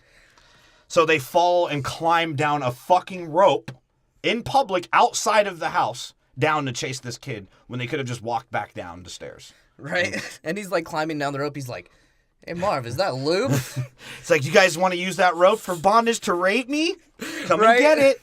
Yeah. So he just... I poured kerosene on it so you can set me on fire after. It's Christmas Eve. Good deeds count for extra tonight. And like, God forbid they just say kerosene. He's like, no, that's kerosene. Yeah, right? Like, what the fuck? So immediately they fucking fall and have paint thinner or stainer or whatever the fuck fall on them. I don't know. They fall into another thing, Yeah. and no one has noticed. And no one noticed. Yeah, he's still getting chased. There's a And front of there's a bunch building people, with they're a like, flaming... kids getting chased in New York is tradition. That's what we do here. He's like, hey, I didn't know it was Flaming Rope Day already. It's New York. Hang yours up, guys. New York, New York. New York. We hang up ropes that are flaming. And we kill and rape kids. And enjoy the homeless. Right, because there's one neighbor who's watching this whole thing like, I'm not calling the cops. I don't give a Right? shit. Because Macaulay Culkin's just like, hey, come and rape me in the park with a homeless audience. And he slips on his fucking vagina and gets knocked out. Right? And he's like, and that's when Joe Pesci's like, the tables have turned, kid. I'm going to rape you, and then you're going to rape me. It'll look good in the photo when I commit necrophilia on your dead body. Go right next to that silver tuna we robbed. And your grandma's silver tuna. Oh, God. Jeez, you Harry. Come I on, was just Harry. wanting to rape the kid. I thought we were just going to shoot him. Yeah, with that's a what load. Yeah, and as he pulls out his fucking gun, which he has all of a sudden, this shit gets real. Because now when you are a kid watching this shit, you're like, oh shit, this kid's going to die from all his fuckery. Good. Right? He's just like has a gat to him now at this point. Yeah, he's like, I never bobbity boot past kindergarten. It looks like you're never going to either. He's like, dude, I'm 11, you fucking idiot, and I'm not a dirty Italian. He's like, well, that's Where's the what goddamn cue for that Irish linebacker? Where Well, is that's she? what he doesn't know, because Pesci has to explain to you. He's like, Italians actually go to kindergarten at 11 because their previous years they're learning how to make pepperoni and pizza and pepperoni and mozzarella. Oh, God. Yeah. And then the Irish linebacker comes out. She's like, let me lucky Kevin go. And be annoyed to death with me flying rats. He's the only one that touched me clit and didn't know it. And Marv's like, Harry, shoot her. Aim for the bird shit on her facial hair. He's like, I'm trying to, Mom, but the gun's full of lube. He's like, well, And then of put it up your ass. And of course, the New York police with the like 18 different superheroes they have in their fucking town are like an hour and a half late. So Macaulay Culkin's like, dude, I called you guys like 3 hours ago and I told you fireworks are going to be shooting out of my ass once these guys killed and raped me, you fucking assholes. No one's there.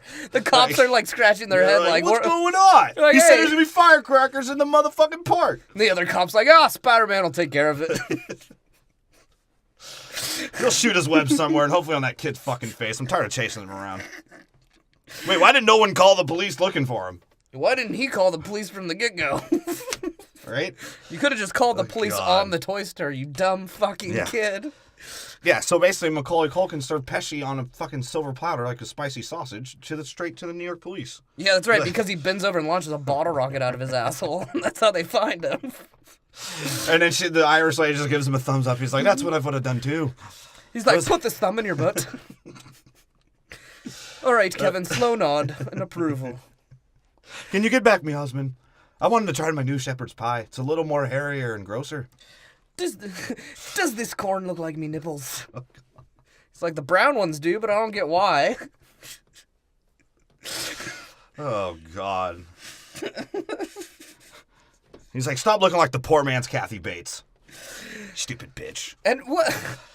Bro, and then like they're telling her like, dude, you guys should have probably robbed this place earlier because we never would have fucking found you. He's like, yeah, right? He's like, Spider-Man actually took the night off. And the prisoners just got done exchanging ejaculations because like, you guys missed out on that one today. Marv's like, wait, did you hear that? He's like, did you hear that, Harry? We missed the jerking off. And that's when he snitches on him. It's like, it wasn't for fucking Harry. I was trying to rape this kid. We wouldn't have got caught. Too bad we fucking stole all the money from that child abductor. He's like, and from now on, they're going to call us the Rape Bandits. I don't know how to spell it, but just put a picture. Frickin' fucker, we're gonna get raped again. Frickin' fucker. How do you spell it, Harry? It's rape, R-A-P-E, you dumb Jew. Oh, God. Yeah, and that's when we cut over to Duncan thinking of his child predator plans that he has going on tonight. He's like, hey, I want to make sure I personally handle the children's hospital. I have a couple of victims I need to check up on if they're still alive. Those are good and well enough for me to take Viagra for. He's like, yeah, sure, Mr. Duncan, but here's a ransom note someone left you. He's like, and can you not rape the kids? Can they have a good fucking Christmas Eve, you sick fuck?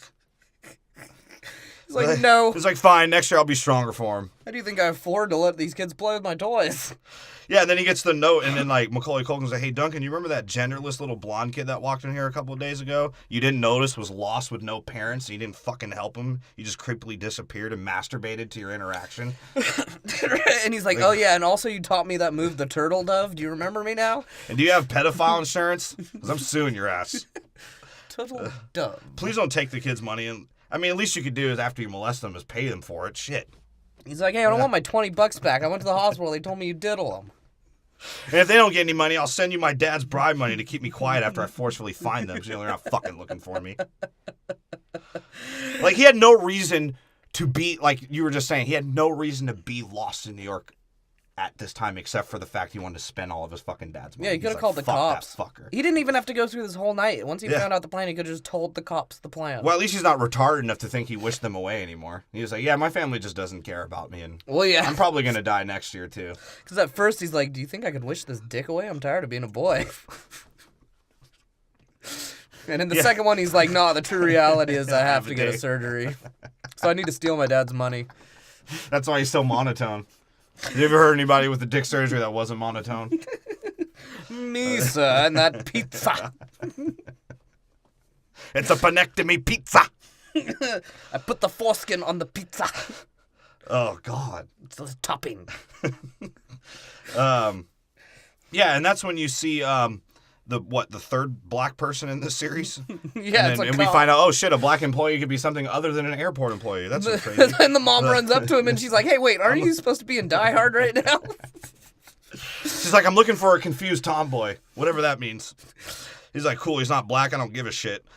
He's like, what if this was your training? Yeah. He's like, wait, I'm a neglectful mother. Don't you have kids you don't fucking care about either? This is the 90s, right? He's like, and if your genderless kid got lost, what would you do? Like, probably try to get rid of it like you and your husband would. He's Hop like, in, bitch. Put yourself in that kid's unisexual shoes, and you tell me what you're gonna do. She's like, I'd probably be raped and dead in the fucking gutter right now. But Kevin will consent to it. Yeah, he's so much stronger than me, and his butthole is so tight. Oh, his dad's been trying to kill him for the last 5 years, and shit, we tried to kill him in my stomach, and he lived through it all. He's a fucking genius. He deserves to be around his fucking maniac family who ignores and wants to kill him. And that stupid fucking Christmas tree that he knows there's no Santa for fucking trisexuals, but all right. And then it dawns on her, she's like, Christmas tree. He's like, wait, isn't there that fucking big-ass Christmas tree that homeless people hang their syringes as ornaments?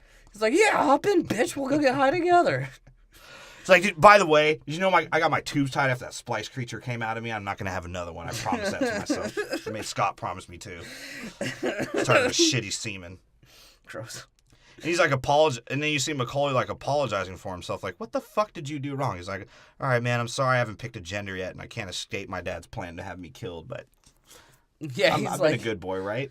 He's like, and if I could just have one wish, just one, so that I could pick a gender. And then his mom's like, young man. He's like, wow, that came pretty fast. I'm a man now. If I could have just one wish, I hope my mom could actually feel the guilt of her neglect. But she doesn't. She does not. It's like, it's funny too, because you really assume his dad is a sociopath here, because he even talks about Buzz. He's like, yeah, I'll even take that little cocksucker Buzz in my life. But he doesn't mention anything about his dad. He's like, fuck my lifetime special of a dad. He let me experiment on my body with his fish hooks. I still fucking hate him. And he's like, and I guess Uncle Frank, but that's only because I'm curious how big his dick actually is, because he told me it was big, but I don't know. And I just want to see the complete ratio when his chin sags enough to his ball sack so it can connect. Just be one long trail of saggy skin. That's his ability. He's super. It's like, Mom, I'm sorry, even though this would no shape or form my fucking fault, considering you're my parent. She's like, it's all right. I'll never regret you living through my abortion either. I promise. He's like, is this going to happen next year, Mom? And she's like, probably. Your dad's on one. Oh, God. Yeah, so they all got their free room that Scott Peterson's plan. He's like, yeah, my plan came through. Right. I didn't get caught, and we got a free fucking room. Free room and free presents. Right? No one wanted to sleep next to Fuller. That was fucking hilarious. Yeah. He had a whole bed by himself to just piss in and wallow in his Everyone piss. else is on the floor sleeping. They're like, this is better than getting covered in weird piss. He's like, hey, look, that's Santa. And like the way Macaulay response to this. He's like, bro, we all know Santa doesn't fucking exist, and if he did, he wouldn't deliver to some Jew in a hotel. He's like, the only person I want stuffing my stocking is that short Italian I had to bust. And I did bust another Jew, so I must have ruined their Christmases. Hey, that's and I didn't get raped off screen this time. Win-win. Win-win-win. Until I see Michael for the congratulatory party. Well, then, that's true. And, apparently, speaking of fucking rape guilt, Duncan came through with some toys after Macaulay made him feel guilty for that molesting silk children with his letter. Well, that's what's funny. I think everyone has rape guilt at the end of this one. Because they get all the toys from Duncan, but then Buzz has to give a speech about, like, hey, man, I feel sorry about putting a spider in your butt. His lunatic, like, family politic banter that he does. Bro, what the fuck is that? Buzz is a true future, like, sociopath. Well, he's a true like a pastor, a politician. He's like, all right, guys, so as we all know, and he's like talking to his dad, and his dad's like, I'm so fucking zanned out right now. Right. He's like, I just wish this kid would stop talking, and can this genderless one run a fucking way again? And Buzz is like, yeah, I think Kev should open the first present. I'm guessing it's a wind-up dildo since it's from Duncan. And if it should be him, right?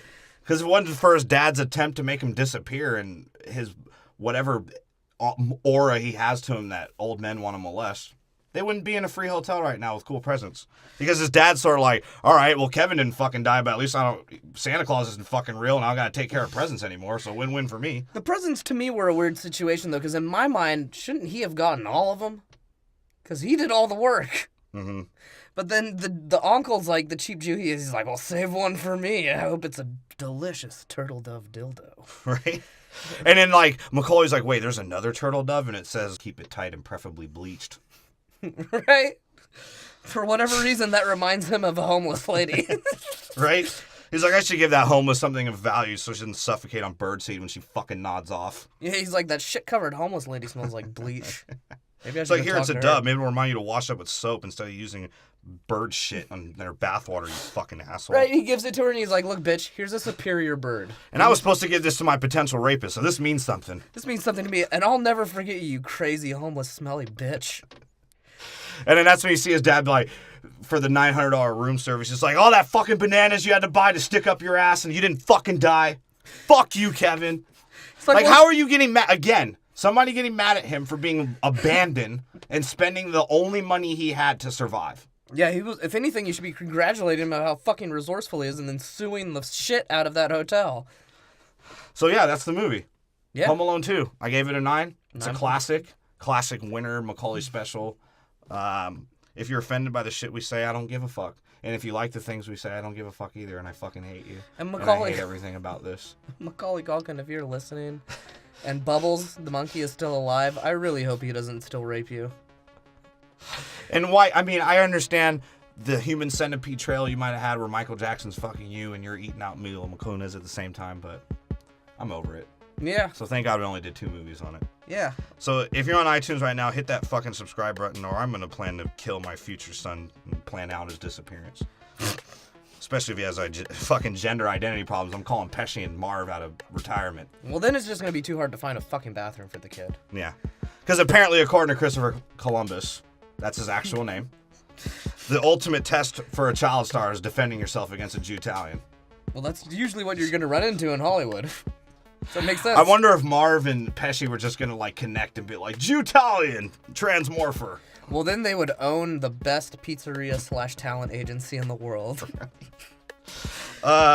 Yeah, and also, if you ever want to get fired or get out of jury duty, just tell your boss or the jury summons you're subscribed to this podcast, and you're probably going to lose your job and never have to serve jury duty again. No, they will not let you serve jury duty at all, and no job will hire you if you're associated. And what are we going to do next? I don't fucking know. So follow us on Twitter and Facebook, and you'll find out eventually, because we actually don't fucking know. We'll talk about it. We know there's some shit coming out I'm planning later in Tim's the year. disappearance, actually. Well, I hope it does not involve a small Italian chasing me. Probably will. Ah, God damn it. And that's my order of opinion.